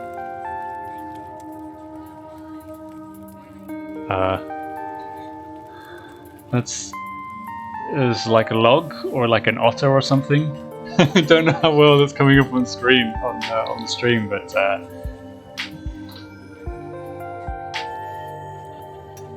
Stella pulls out her phone and shows you a clip of something in a river. Some folks said it was a beaver, but if that was the case, it'd be at least twice the size of any beaver I've ever seen. Do not make a comment about beavers, Taran. I also had someone saying it was a dog or even a capybara that must have escaped from a local wildlife sanctuary.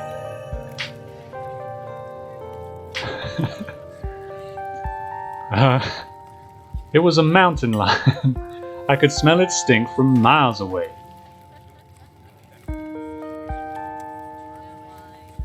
What's the bet that you get to have a combo with a Bigfoot? Oh my god, I hope so.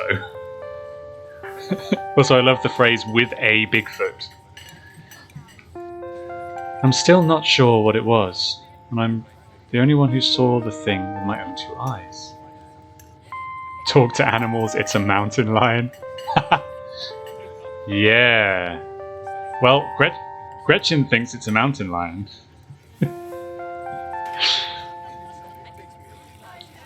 Haha, very funny.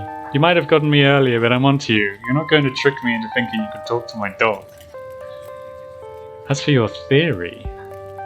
No way, it's absolutely not a mountain lion. There's no mountain lions this far east. I did a whole video on the Appalachian mountain lion myth and found Jack's squad, and there's no reason one would be swimming in the river like this. They're not fans of water. And the body is too long. No way.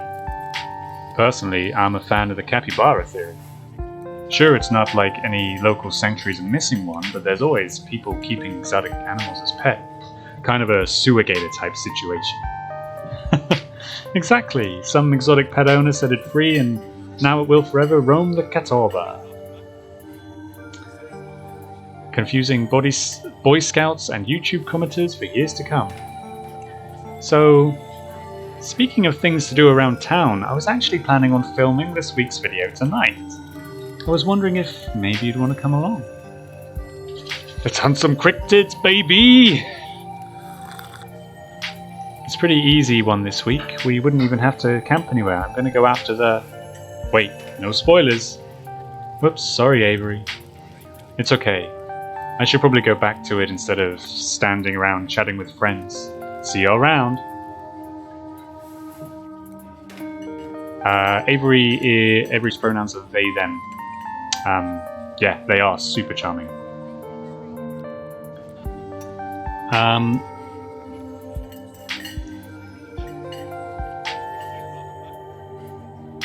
Now that the coast is clear, I'm going after the skunk ape. Stinky. Isn't that just what? There we go. We're having a conversation kind of about Bigfoot. So skunk ape. Maybe we will get to talk to a skunk ape. Isn't that just worse Bigfoot? Ha! It's definitely one of the lesser ape-type cryptids, and one of the smellier, according to some sources. They say you should be able to smell it before you see it. I don't know about you, but I find the idea of discovering something previously unknown to be excitement enough, even if it is just worse Bigfoot. Most skunk ape sightings are from Florida, but while I was doing my research for last week's video, I came across a report where a lady from a town over claimed to have seen one on her deck playing tug-of-war with her dog, and as I leave no stone unturned, I decided it was worth investigating. So what do you say? Want to tag along? Hold the camera for me while I narrate against the darkening sky, that sort of thing? Yes, absolutely. I'd love to come along. That's great. It's been a while since I had anyone besides Gretchen out there with me. This is going to be a lot of fun. I actually started the channel with a couple of buddies of mine back in middle school, so it's kind of like a blast from the past. Me and Kanika and Reese running around in the woods, flipping over rocks and bothering salamanders. Our videos were terrible, but we had a lot of fun, and that's all that mattered to us. This reminds me of some awful YouTube videos me and Eric made back in the day, me and my friend, which probably still on YouTube. I will not be revealing the the channel they're on. You know, that gets me thinking. I wonder if they'd be down to come along with us, get the old gang back together. Though I know Kanika has to close out the general store tonight, so I'm pretty sure she's a no-go. But Reese, I think there's a decent chance we could get him to come out of his hidey hole if he's up for it. Do you mind if I make a quick call? Stella pulls out her phone and dials it, waiting while it rings.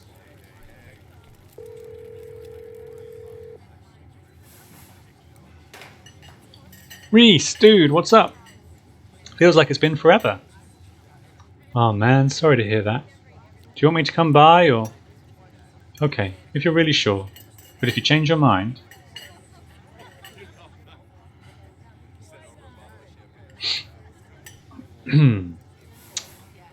Well, I was just calling to ask if you wanted to come to the woods tonight. I met someone cool in town today. They're Tabitha's cousin. I know, yeah, just here for the week. Anyway, we're going out to look for skunk ape. We could take the easier trails if that would help. Dang man, that sounds awful.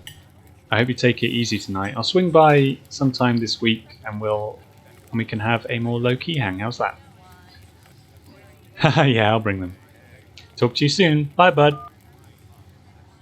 Sounds like Reese is not having a good day.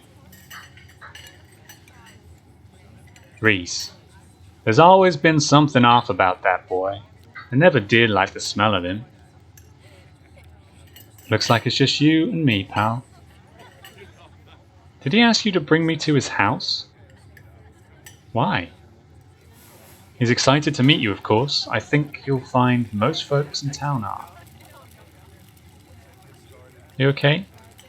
Me, yeah, I'm fine. I'm more worried about Reese. He's had a lot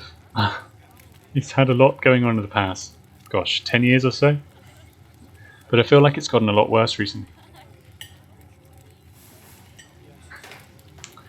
I can't remember the last time I saw him leave his house.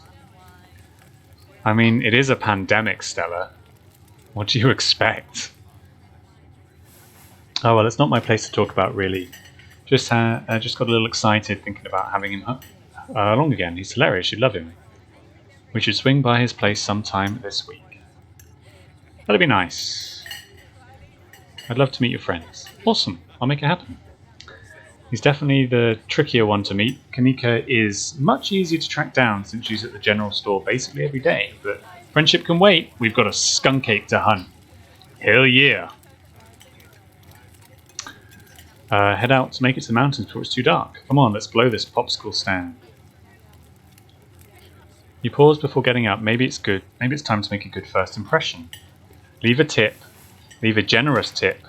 You can't afford to leave a tip. Don't leave a tip. You didn't spend any money.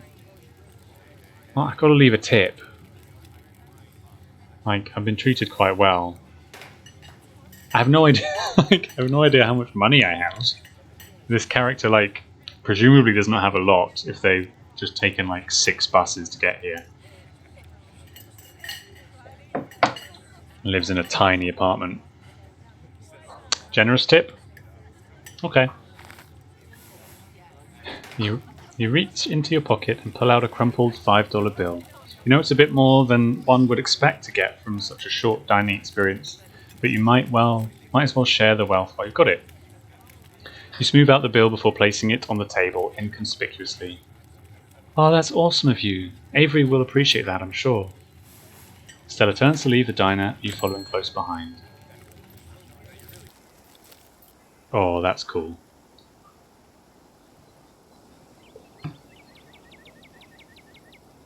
Whoops. It hadn't been very cold when you first arrived in town, but as the sun dips lower and closer to the horizon, a chill descends upon the hollow, and you see your situation with renewed clarity. Oh, my head. I just noticed I am Stella now. Oh, God. Hang on. Let me just, There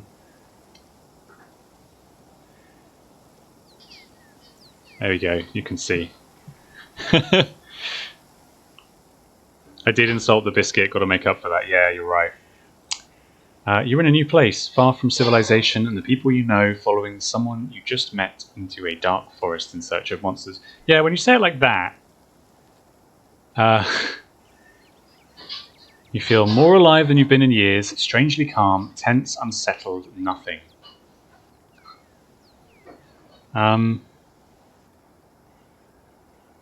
Let's see.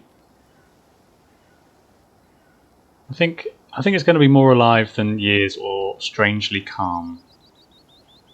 How would I feel? I mean, in this situation,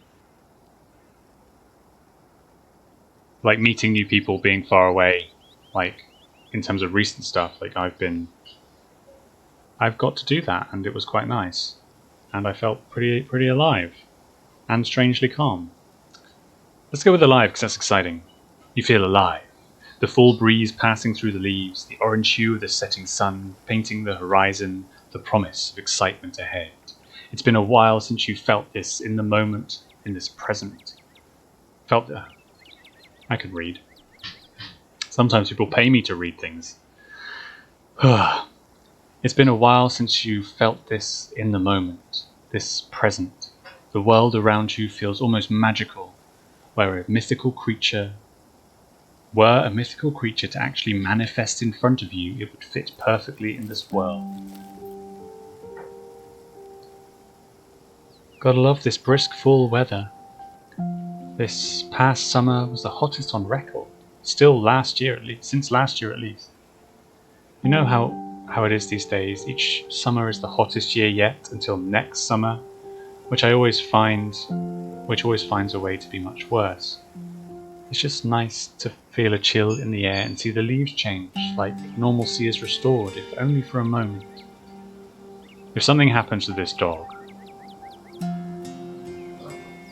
to this poor Southern Belle dog, I'm concerned by this view behind me with the dog walking around. I feel like something will happen. Sorry if that was a bit of a bummer. We should talk about something more fun, like skunk apes. Are you really expecting to find anything? What are the chances you actually run into a skunk ape in just one night of filming? That's fair, we are hunting a creature that stayed hidden from humans long enough to gain a mythic reputation. What are the odds of something like that popping out to star on my little YouTube channel? But hey, the chances are never zero, right? Do you ever hunt things that aren't cryptids, like ghosts or whatnot? Ghosts, demons, werewolves, that sort of thing? Yeah, for sure. I used to go after all sorts of spooky stuff. I never had much luck though, especially when it came to ghosts. Back when I first started doing solo videos, I'd go into all sorts of old abandoned buildings, hoping I'd stumble across some sort of activity, but nothing ever happened. It was always just me and my camera and an old house getting worked up over a gust of wind or a creaky floorboard. When all's said and done, I've just been a lot luckier with cryptids. I want to believe in ghosts so bad, and I can't rule out the possibility that they're real, that there really are true hauntings out there, but if there are, I'm sure as a sect haven't seen them myself. Werewolves I kind of lump with cryptids. I'd be shocked if there were actually people out there that turned into animals, but werewolf lore kind of lines up pretty well with the great beast genre of cryptid. As for demons, I don't know. I honestly don't even want to consider the possibility that they exist, because if they really are out there, geez, a lot of folks are doomed to an eternity of flames. Hell yeah, me too. So let's hope that's all a bunch of junk, right? What about aliens? Don't even get me started. Did you see those UFO videos the government declassified? Aliens are definitely real. And they have absolutely visited Earth. Like, I believe in aliens way more than I actually believe in cryptids. I adore my darling Stella. But she gets the strangest ideas in her head these days. Ever since her parents went away, she's been more and more foolhardy with all that critter nonsense. You don't see me hunting aliens out there because we know they're real.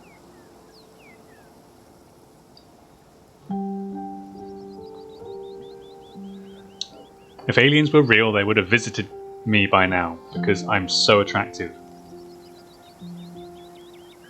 They'd be looking for the perfect human specimen, and not to toot my own horn, but I've been called that 3 or 4 times before. Other people's words, not mine. Blush. Haha, well, they aren't wrong. Maybe aliens have a different idea on what the perfect specimen looks like, though. So she is crazy? Yeah. Oh. Maybe they have a particular affinity for truckers and late night convenience store clerks, and that's why they keep messing with them. Has anything bad ever happened on these hikes? You know, just curious. Let me think. There was the time back in early high school when Reese fell down a cliff. But he was fine. We had some folks from town rig up a pulley to get him out of the ravine, and his leg only took a couple of months to heal. Yeah, the shirt is great. The Mothman design.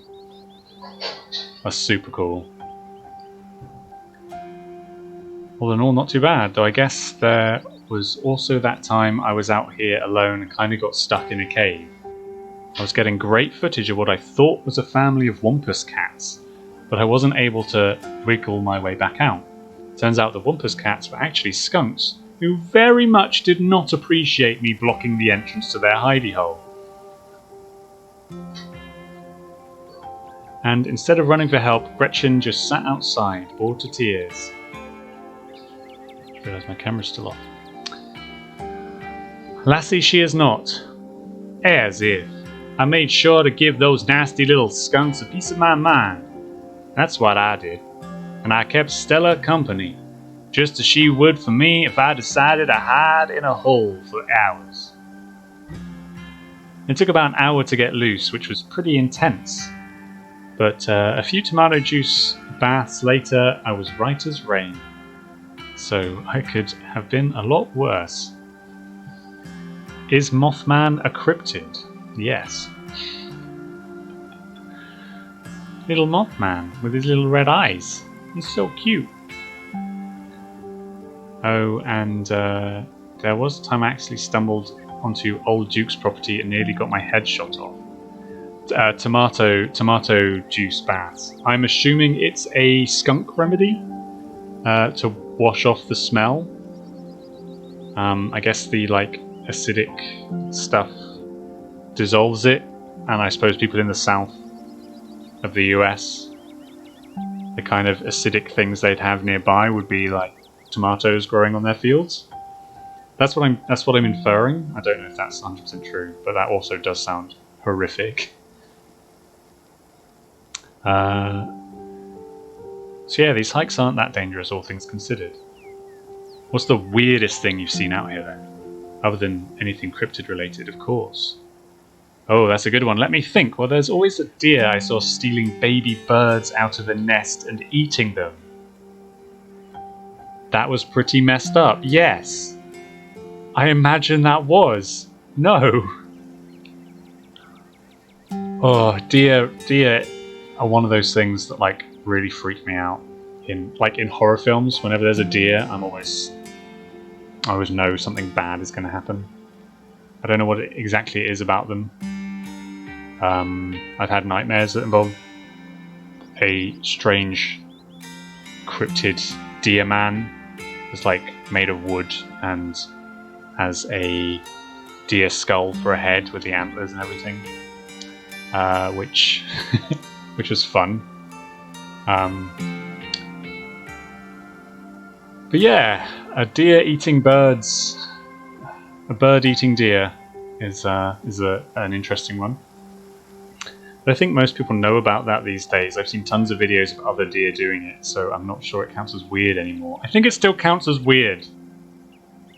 Oh, Tetanus Lake, that's definitely the weirdest. It was a 5-foot deep, 30-foot wide pile of old cans and bottles and assorted garbage, with grass and trees growing on it, so you could barely tell it was there until you stepped on it. It was practically solid ground with how much it had been compressed, but you could still fall through it if you weren't careful. Hence the name. Better be up on your shots if you want to mess around in there. It was all stuff from the 50s too. I salvaged a few bottles that I keep on my dresser as a little souvenir. Did you hear that? Oh. Oh, calm down, Gretchen, you old mutt. Ah, Duke, you rascal. Same to you, Stella. You're always jumping at nothing, girl. Phew. Sorry for being jumpy, Duke. I thought you were... Some creature of darkness? Nah, girlie, just old Duke. Now, what the hell are you looking for way out here? Skunk ape. Sorry I asked. Was this guy that was looking at us weirdly in the, whispering to someone in the diner. And who's this? And who's this you've suckered into coming with you? Wait a tick, you on. Is that? Yep. I see. Well, welcome to the Hollow. My condolences. I'll keep you in my prayers. Now both y'all head back to town, you hear? It's best to steer well clear of this area tonight. I'm out dealing with my own critter, and won't be too appreciative if a couple fools with a camera scare away my sensitive wildlife. What are you hunting tonight? Something tall and hairy? Something musky? You see anything like that recently? Wouldn't you like to know? You never could stay in your business, Stella Richmond. Put that damn camera down. Oh, come on, Duke. Maybe I could help you out. I'm pretty good at tracking. You know I learned that from the best. That you did. But I have yet to see a shred of proof that you listen to any of it. The way you tromp around the woods at night yelling about chunker-bunkers or what have you. Something's been getting at my chickens. I've lost 3 this week. Can't afford to lose many more than that. I'm so sorry to hear that. But I wonder if Skunk Ape has a taste for chicken. Now see, this is why I don't come to you about these things. It ain't no Skunk Ape, whatever the hell it is. I know exactly what this is, but I know you won't believe me if I tell you. Oh, Duke, you don't think it's... I do, actually. It's those damn mountain lions. They're out there, Stella. I don't care what your little investigation turned up. You haven't been out in these woods as long as I have. Those sons of bitches are sneaky. Of course you couldn't find any in one night of tracking.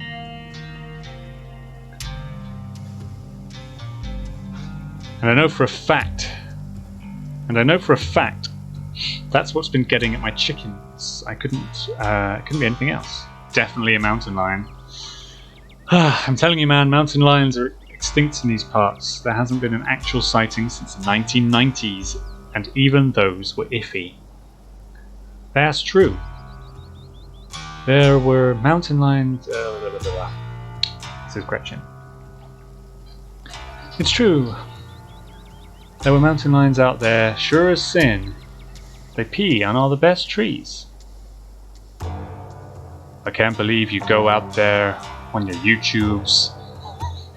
I can't believe you go out there on your YouTube saying some river monster spotted by a couple of school-aged Boy Scouts has been 100% confirmed, yet Appalachian cougars are some kind of far-fetched fantasy made up by geezers like me. You made me look like a fool. I read those comments people were posting on your YouTubes. They were calling me all kind of names. Just for seeing things with my own eyes. I know to be true. I'm sorry, Duke. I didn't mean to sick anyone on you. I just don't think it's plausible. Yeah, I'll eat those words when I'm carrying a mountain lion corpse out of these woods at dawn. And if you don't want a face full of buckshot, I suggest you run home and stay out of the woods tonight.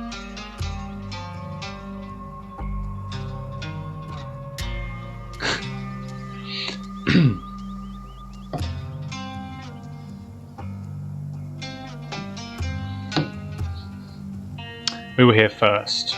What if you find a mountain lion? What if you find a mountain lion? Don't kill it. Right on, Duke. Kill that mountain lion. Can't you just buy more chickens? Okay, let's go. Don't butt in. This is between Duke and Stella.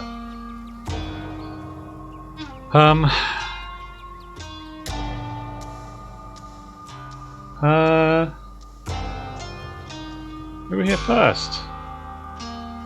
We totally called dibs on the wood tonight, didn't we, Stella? Don't butt in. Whoops. I already have. Oh, have you been out here since 10 a.m? I sure have.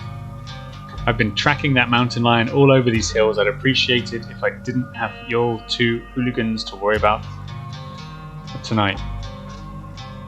But I've got to film tonight. The video needs to be out tomorrow. Excuse me. Got to film tonight. The video needs to be out tomorrow evening so I can keep on schedule. If I miss an update, I might lose my new sponsor, and who knows what that'll mean for my career. And you ain't the only one on a schedule. As you well know, my boy Bo and me are headed down to the state fair to show off Big Betty tomorrow morning. We'll be gone near a whole week, so our chicken coop might as well have a big all-you-can-eat sign on it. You know how I feel about my chickens. I couldn't take it if I lost any more poor little ladies. A sponsor, yeah, I don't know who Stella's sponsor is. Is it Squarespace or Skillshare? Yeah. Could be some kind of cryptid-based loot crate. Recipes for when you're out searching for cryptids, like delivered to you in a box. Let's just go. He's on with a gun. You're right, no point losing any more time arguing. Fine, we'll head back to town. Break a leg out there. Break a what now? I mean, good luck, old man. Alright, have a nice night, y'all. As you and Stella return to the trail, she carefully looks back the way you came. Okay, the coast is clear. There's no way we're letting Duke edge us out that easy. Come on, I know a trail that'll let us get around him.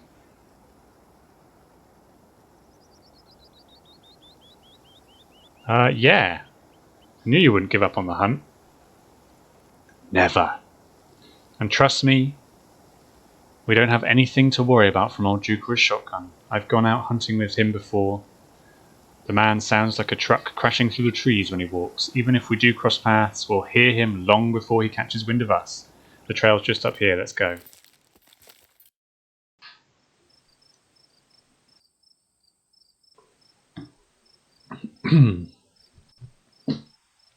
Alright, this looks like a good shot. Mind holding the camera? She hands you the camera and takes position. Oh, that's cute. Little camera thing. Hang on, let me turn off the camera and see all the details. Apparently, this is we are 2 years. One and most of a year from now. Almost 2 years from now. This is the future, the reality. As night falls, my new assistant. As night falls, my new assistant, the gorgeous Taran, and I find ourselves on a high hill in the Blue Ridge Mountains, where we will begin our hunt for the elusive yet pungent skunk ape. Though mostly encountered in Florida, this possible relative of Bigfoot has been spotted all along the southeastern edge of the United States, including right in this very country. Here's hoping we get a glimpse tonight. We'll check back once we're on the trail. Until then, stay searching, Stellas. And keep digging, Gretches. I can take that camera off your hands now. We'll be able to start the tracking scenes once the sun sets all the way. In the meantime, we get to take in this beautiful scenery. It's gorgeous out here, don't you think?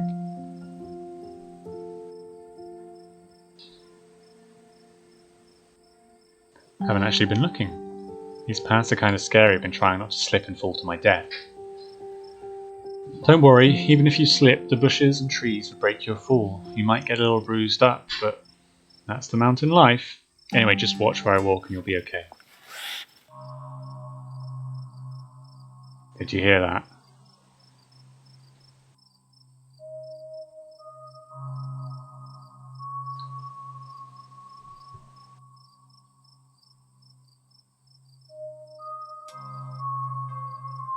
Spooky music. Your quiet moment with Stella is broken by a loud, percussive snort.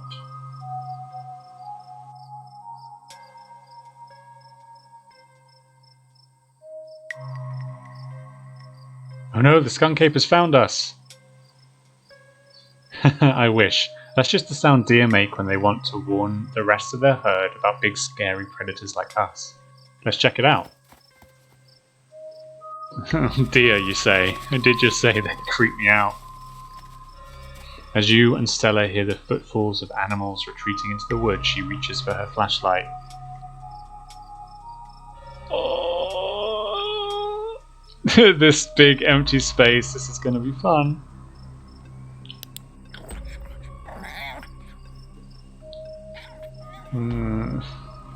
A single deer remains behind, staring down the light of Stella's flashlight, while Gretchen whines and pulls at her harness. That's not right. Oh, that's definitely not right. Pain, rot, decay.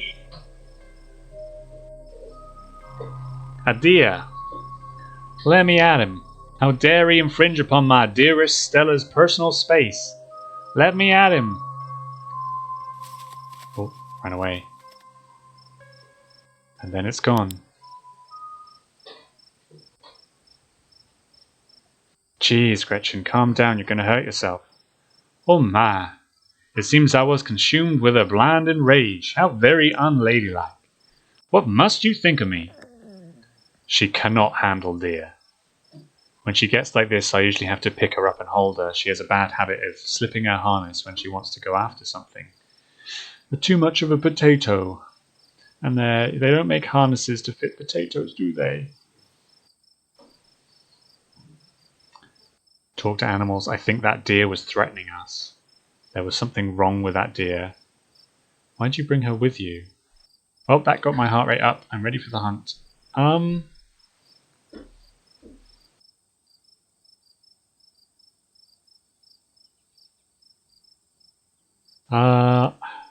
don't know if I want to egg Stella on. There was something wrong with that deer. Did you see its face? Now that you mention it, there was something in the log. I bet it was an abscess, maybe a tumour. It's not like wild animals can get those taken care of, so they just get bigger and bigger. Poor thing. But there's not much we can do about it.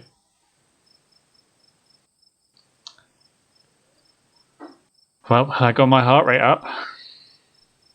Ready for the hunt. Same for me. How's about we take a quick snack break to fuel up? Hell yeah! Snacks! What have we got? More flipping peanuts.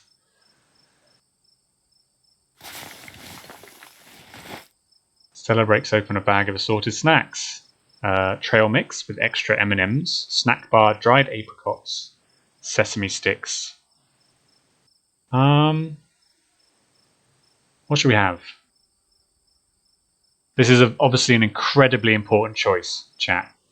We need to buckle down and make sure that we get this right.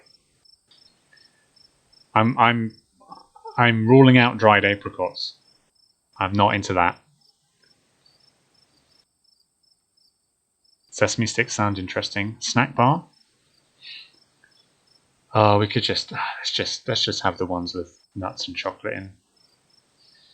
All good options. I don't agree. I think the dried apricots are not. Let's have some trail mix. Classic choice. It never fails to satisfy. I like to mix my own to make sure it has the best stuff. I used dried cherries instead of raisins. Maybe it's a bit controversial pick, but even as someone who's passionate about dried fruit, I simply cannot abide raisins. Fair enough. Raisins for life. Yeah, that's fair. Raisins aren't amazing. Raisins are glorified mouse droppings. They destroy everything they touch. That's a pretty hardline stance on raisins. I'm not sure I'd go quite that far. Definitely, any other dried fruit is better. Glad to finally meet a fellow preserved fruit connoisseur who can appreciate my refined taste in trail mix. You and Stella settle down to an overlook, snacks in hand, as the quiet sounds of evening wildlife wash over you. Gretchen gnaws a stick, distracted for the time being. So, tell me what it's like in Duxburg. I forgot I named it that. Well, Stella, life is like a hurricane.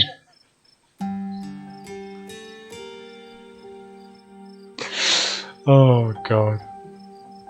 Do you have a house, an apartment? Do you live with family, roommates, pets? Tell me what it's like to be Taran. I live alone in a dingy studio apartment. I live in a closet in a house with 10 roommates. I live in a doorless basement that floods whenever it rains. I live in an apartment with a difficult roommate. Yeah, I live in an apartment with a difficult roommate.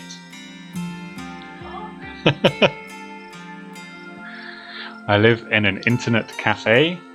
I'd rather not say. I'm sure the name Duxburg will not come up very often.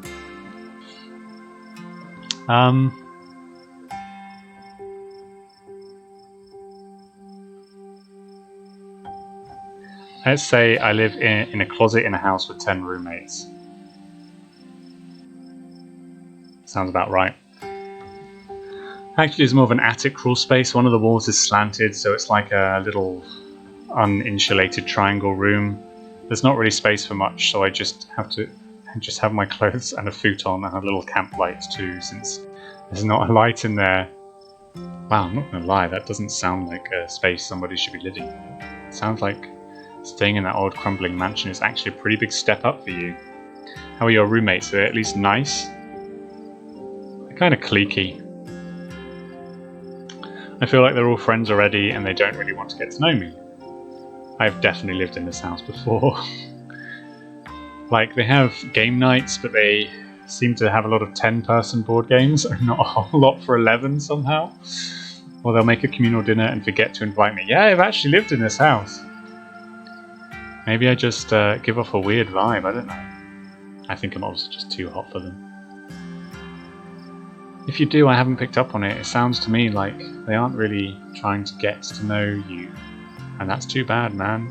Seems to me you've got a lot to offer. Have we tried looking for another place?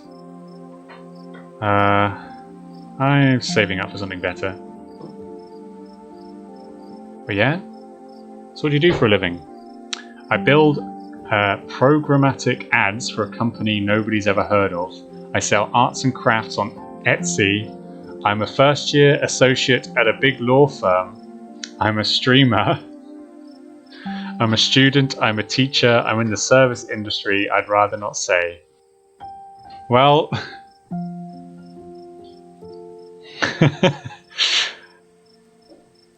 the only one that comes close... I mean, I have worked in the service industry my entire life, but I'm not currently working in there. I'm a streamer. Oh, no way! A fellow content creator. That's awesome. I knew we had a lot in common. What sort of streams do you do?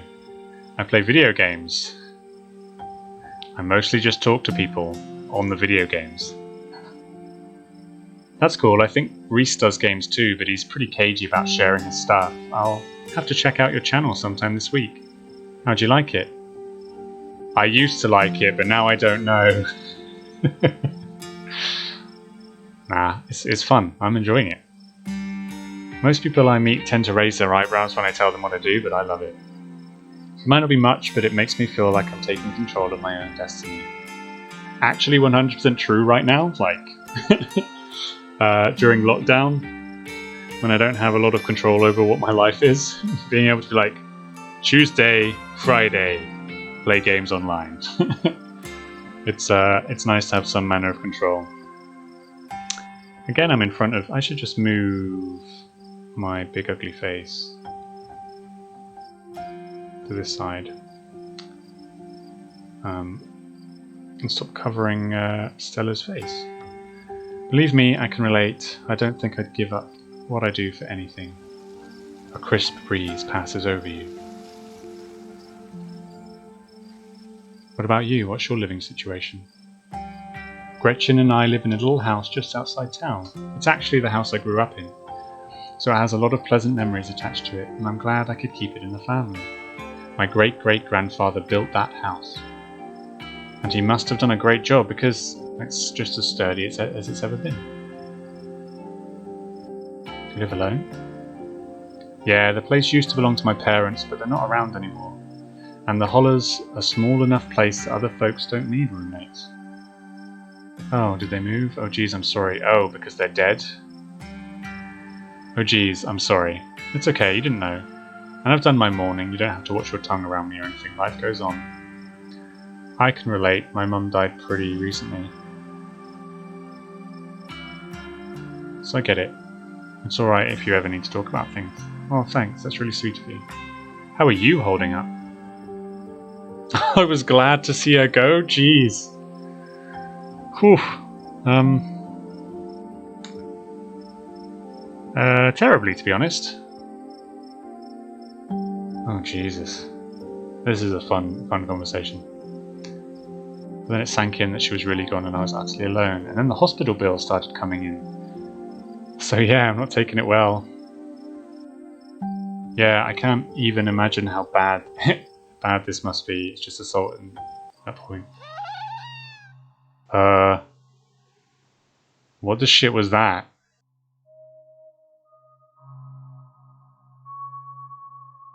You guys heard that right.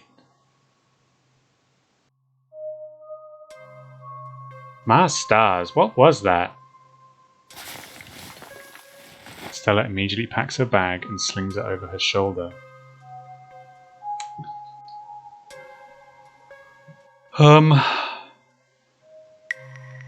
Please tell me that was a raccoon or something. Or something. Whatever made that sound, I've never heard anything like that. And it's close. Here, hold Gretchen's leash for me and let's check this out. I want to check this out. Oh, here we go. Here's the spooks. We've had a lot of build-up. You and Stella inch towards the tree line as she shines her flashlight into the woods. I probably should have trigger warning this stream at the start. Like, it's a horror game. I don't know what's coming, but, you know, we can expect death, scary monsters, blood and gore, probably. You know, all of those kind of things. Do stay close. Oh. Do stay close. I wouldn't want any harm to... Thank you, Gretchen. As you approach, a series of weak clucks call out from a nearby bush. Pain! It's all pain! Maybe Duke's birds weren't eaten after all. Oh. What the...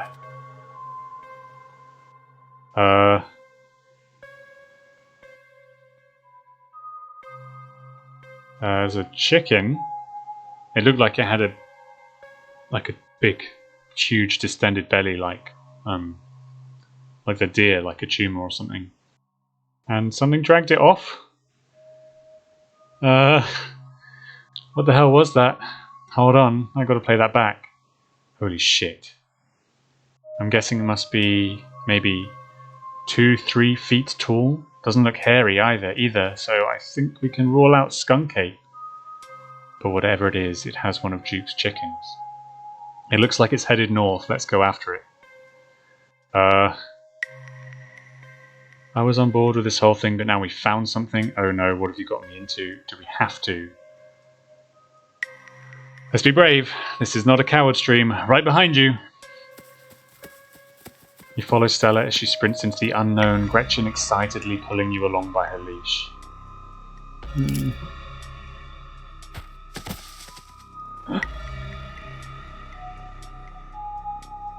Stella, my darling companion, are you alright? Oof. Are you okay? Are you okay? Yeah, I'm alright. I just tripped on something weird. Oh no. That poor thing, it must have been one of Duke's. Oh Jesus, it's still alive. Investigate the chicken. Oh my god. You move towards Stella to get a closer look at the chicken. Don't let Gretchen too close, she'll try to take a bite if you don't stop her. I would never. Something about this bird doesn't smell right. You hold Gretchen's leash closer to your chest. She squirms against her harness. Let's examine the growth. Oh, good God. At first you thought it might have been a tumor, but this is something else. The skin is stretched taut, the growth pulsing beneath. Oh, why am I alive? Its poor little chicken eyes look up at you, glazed over but still rolling around in their sockets with unfortunate life. It looks like this is what Stella slipped in. The wing is barely still attached, but it seems to be the least of the chicken's concern. Having investigated to your heart's content, you turn away to give Stella room to film. It's an egg. It does look like an egg, like something's growing in there. Are you okay?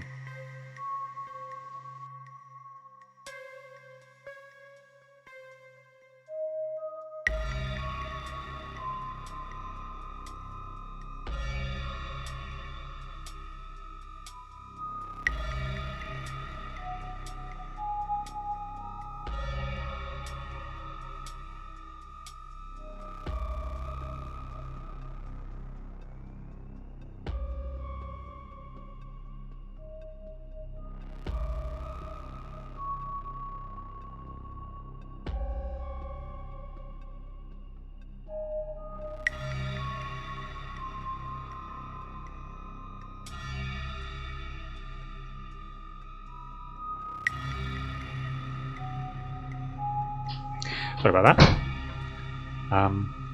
Right, where are we? It's aliens after all.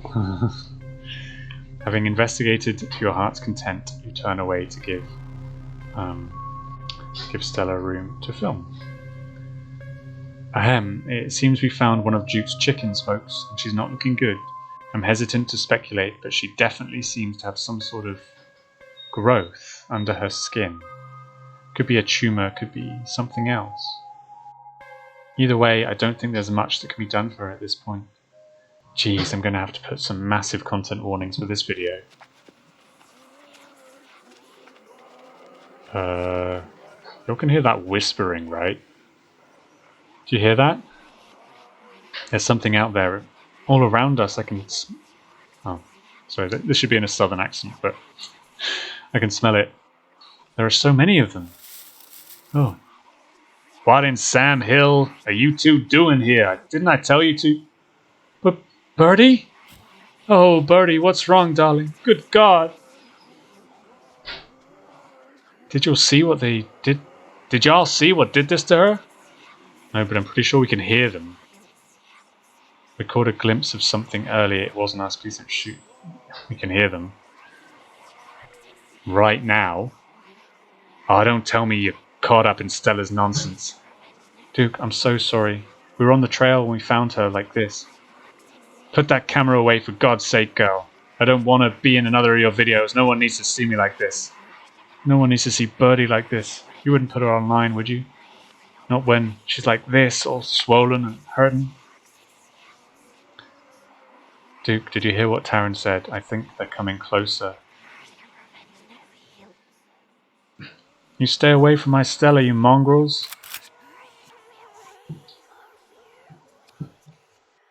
Come out, you sons of bitches. Duke, don't shoot them. You have no idea what will happen. You hear that, Stella? That ain't the sound of something peace-like. Whatever these things are, they'll pay for what they did to my girls.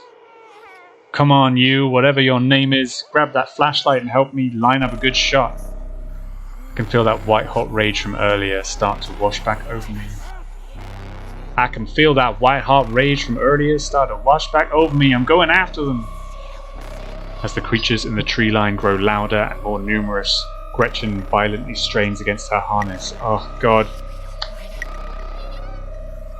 Do we stop Gretchen going after them?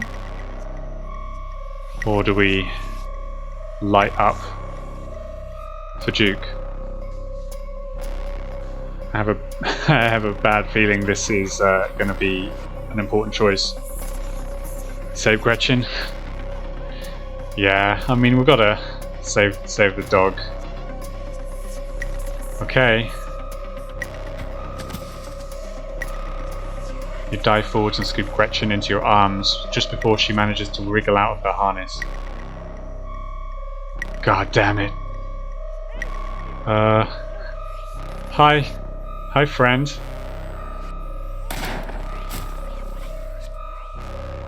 Yeah, what if he shoots someone?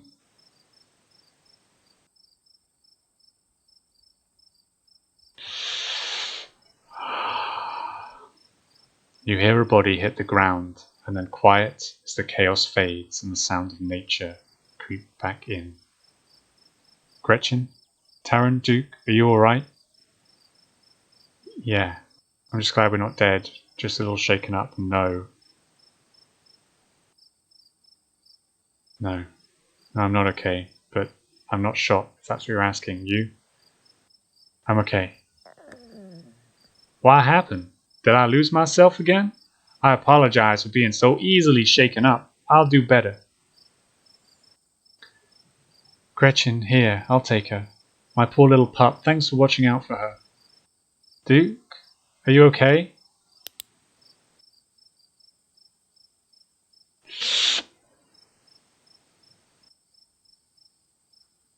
Oh my god. Oh my god, Duke, holy shit, what do we do now? What the hell are we supposed to do? We have to go after those things? We've got to go to the police? Let's just forget this ever happened. I don't think we can do that.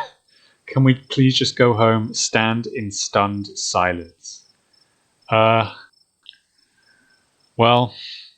I'm not going after those things. I'm not going to forget this ever happened. Going home seems like a pretty good idea. Standing in stunned silence is probably what I would do in real life. Going to the police? Police, but yeah, what would they do though? Like, I don't... I'm going to stand in stunned silence. Apparently I've seen dead people before. You stand in stunned silence, you've seen dead people before, but never like this, and those things are still out there. What happened to Duke? Is something wrong with him? Why won't he get up? Yeah, this is a lot. We're in way over our heads. Let me just check the camera real quick. Christ, this footage is so dark and shaky. I hate to say it, but people need to know what happened here. Duke's family deserves closure. Other people deserve to know what's out there. We need more footage. Come on. Let's go after them before we lose our chance. Fuck off. We just watched the man accidentally kill himself, and there was several of these weird little things. They're blatantly in it. There's no way the police don't know. I mean, we'll see.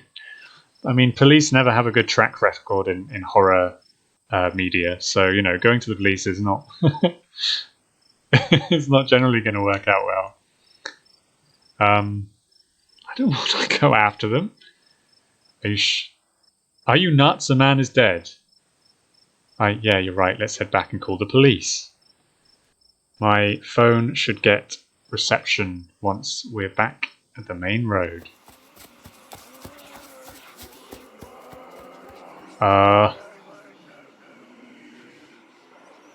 Cool.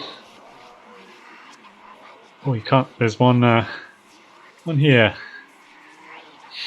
You just can't see because my face is in the way. She's really chill about this. I think she's just in shock, to be fair. Like, as you and Stella quickly make your way back through the woods, the unearthly whispers of creatures unknown once again surround you. Just ignore them. Just ignore them. Keep pushing forward. We're almost there. Oh, that's horrible. That. Just like the faces. Oh, just peering out around.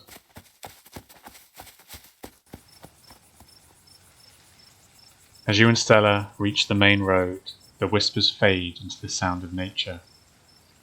Did we escape? Sounds like they've stopped following us. I certainly can't smell that stench anymore. I should get reception now that we're back on the main road. Let me find my phone so I can call the sheriff. You feel a buzz in your pocket. Oh. Tabitha. 6 missed calls. Message, where the hell did you go? Where are you? And 13 text messages. Yikes, Tabitha's blowing up my phone. I'm going to call her. You try and call Tabitha back, but it goes straight to voicemail. Text her you're okay. The message sits unread. Yikes, Tabitha's been blowing up my phone. I guess she must be worried about you. But first things first, let's call the police. Stella pulls out her phone and dials. Hello? Earl? It's Stella Richmond. I'm on the mountain up the Asgina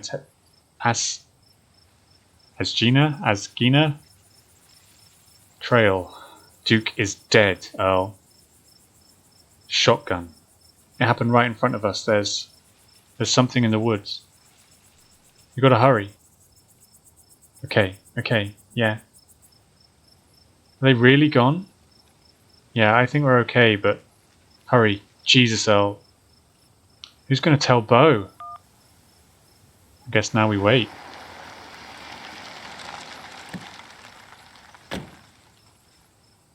Here's the cops. Sheriff Hugby and Deputy Franklin. It takes a little while, but eventually a patrol car arrives on the scene. Out of it walk 2 officers, Sheriff Hugby, a friendly older man, and Deputy Franklin, a serious man wearing sunglasses despite it being the middle of the night. He's wearing sunglasses. This goddamn fool. He just really wants to play it like being a big cop, doesn't he? This guy does not care. He's been in the game for long enough. But Franklin here, he really wants to, like, you know, he wants to get the hitting stick out, you know. See right here, a thing jumps out of the woods, then the shotgun goes off. What in Sam Hill? What in Sam Hill? What is that, some kind of Pillsbury Doughboy? Could have been a naked maniac. No, there was more than one. They chased us through the woods. Whatever they aren't human. And they killed Duke. Uh-huh. Now we're gonna have to confiscate that camera, Miss Richmond. And if you don't mind, this is evidence. But okay. Let me just turn it off to save the battery. Here you go, Deputy Franklin. We appreciate your compliance with the law. We'll get a team out in the morning to retrieve the body, but for now, Sheriff Hugby and I... Please, call me Earl. Earl and I will escort you and... Who are you exactly? That's Taran. They came to town today for the funeral. Maybe they are in on it. Maybe they're just goddamn incompetent. I mean, it's one or the other. Potentially both. Taran? As in... Yes, famous Twitch streamer, Taran. Yes, Tabitha's cousin. She defo took the memory card out? Yeah, that's what I think. Sounded like it, anyway. Damn, didn't think you'd actually show. We'll escort you back to town. If there's a naked maniac on the loose, it's best you don't walk back on your own. It wasn't a... Never mind. Why aren't you going out there tonight? There's a dead body in the woods. Those things could attack somebody else. Well, it ain't exactly like old Duke is going anywhere at this point. He'll be sitting out there in the morning. We only have a skeleton crew at the moment. Skeleton crew? Get it?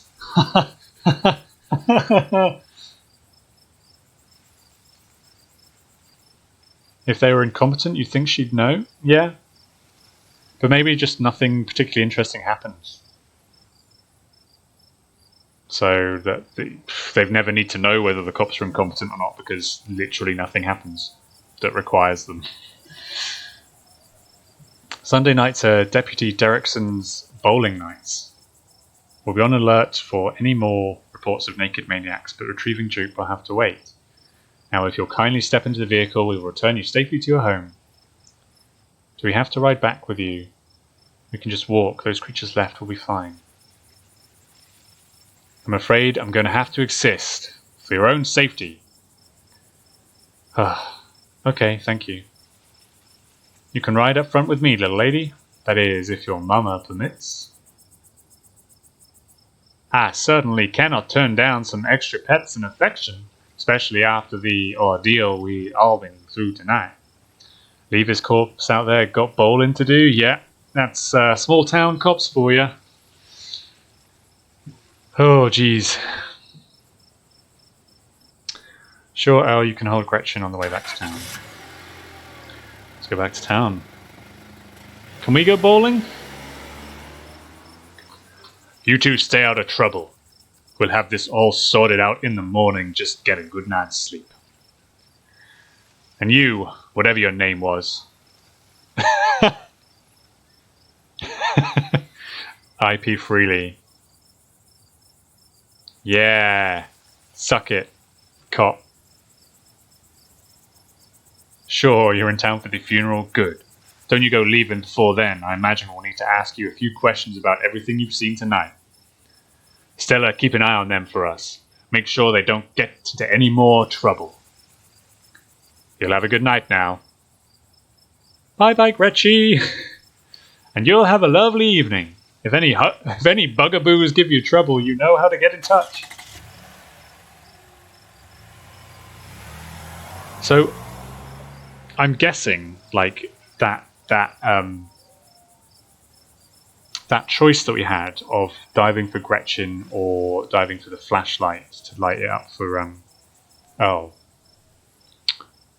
Duke. There's the sheriff.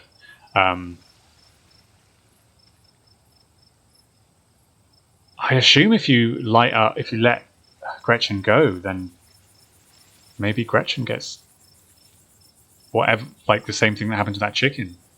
That's spooky. But then Duke is still alive, and you get more of Duke. Don't know.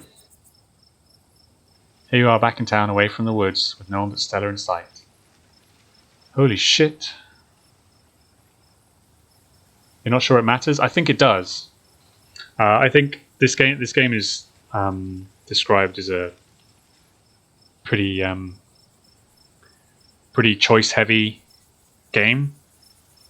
So I don't think there's like lots of really, really big choices like that will affect things in terms of big story moments. But I think like your dialogue will affect obviously how people like you and things that happen later on. I think the idea is that like by the time you get to the end, depending on some of the stuff you've done, like it will be but I know some choices might not matter. And there'll be a lot that won't. Like it'll be an illusion by the game designers to make it seem like there's more choice. But I'm pretty sure that one does matter in some respect. Even if it's just that Stella hates you now for letting Gretchen go, or you have to find Gretchen or something. Even if it's not that Duke survives, even if Duke still dies, I think it will have some fairly large effect on the story. Even if it's not what we think it will be. Okay. Why on earth did you ask them if we could walk back? Yeah, that's a fair question. That's a fair question. I've just had some bad experiences with cars. I don't know how to drive them, and I don't like getting into them unless it's literally a question of life or death. This was literally a question of life or death, Stella. I understand that you have some issues with cars that I'm sure we'll go into at some point. But jeez. Sorry if I weirded you out. God, what a night. Keep an eye on me. Are they for real? I can't believe I'm a suspect after we showed them the footage. It's okay. I'm not going to let anything happen to you. Nor will I. Though I have little understanding of police work. I think these cops also have little understanding of police work, to be fair, Gretchen. Yeah, seems more likely Duke would still die, but Stella would distrust you. Well, I mean, you know, we can find out. You can find out. Like you can play through and find out. I definitely at some point, even if it's just on my own, like not on stream, will go through everything and like pick all the other options and see how different it could be. I was there. I filmed the whole thing. At the very least, it'll never hold up in court, and it won't get to that point either because we're going to do a little investigation of our own. We've got to find out more about those things. If we can get clearer footage, or better yet, trap one of them. Jesus. There's no way they can blame you for what happened. Okay, I guess I don't want to be pinned for a crime I didn't commit, so maybe that's better. Library doesn't open for a while, but I've read every book on cryptids they have and never come across anything like this. There is someone in town who might have some useful information. The place isn't far. We should head over now before it gets any later. Why not? Let's keep this nightmare going. I should check in on Tabitha. My friend's place is on the way back. Stopping by won't take long. You sure you don't want to stop in first? I know I wouldn't want to head up that mountain road by myself after everything that's happened tonight. When you look at it like that, when you put it like that, sure, let's do it. Awesome, let's go.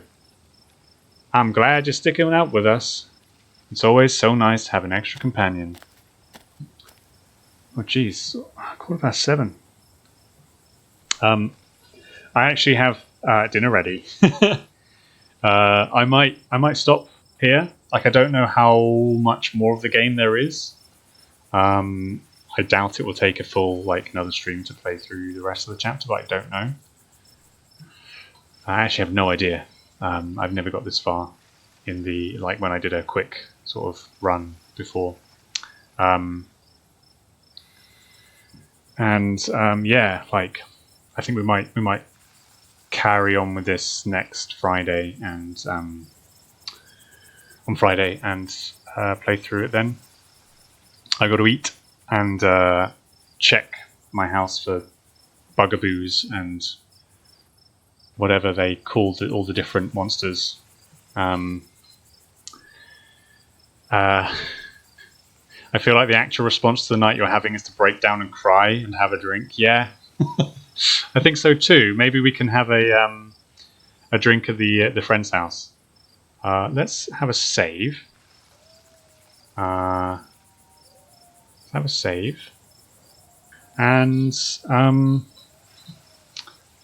yeah, let's finish it there. So yeah, thank you so much for joining me today. That was a lot of talking. My voice is quite tired after all of that. Yeah, I really like this game. I'm really excited about it. I mean, maybe it's not like a really good game to stream because like there is a lot of, it's quite slow with the beginning before we got into the really spooky stuff. But hopefully there'll be a little bit more spook to come as we carry on. And yeah, thanks to everyone who's followed today, and certainly everyone who's joined in the chat. You are all wonderful, and I genuinely really appreciate you coming and spending some time with me, and being active in chat. Like, I could have thousands of people watching, and if no one was in chat talking, like, it really does affect the stream and the energy that I can give. So, like, genuinely, I really appreciate it. Miraz Braz, Dweles in Scon, Dweles Di Gwena, yeah. Nessa Di Gwena. Yeah, see you all on Friday for some more of this. If it turns out that I have stopped when there's like quarter of an hour left of this chapter, then I've got some other stuff that we can do, so not to worry about that. Yeah, thank you again, and I will see you on Friday. See you all. Thank you. Bye.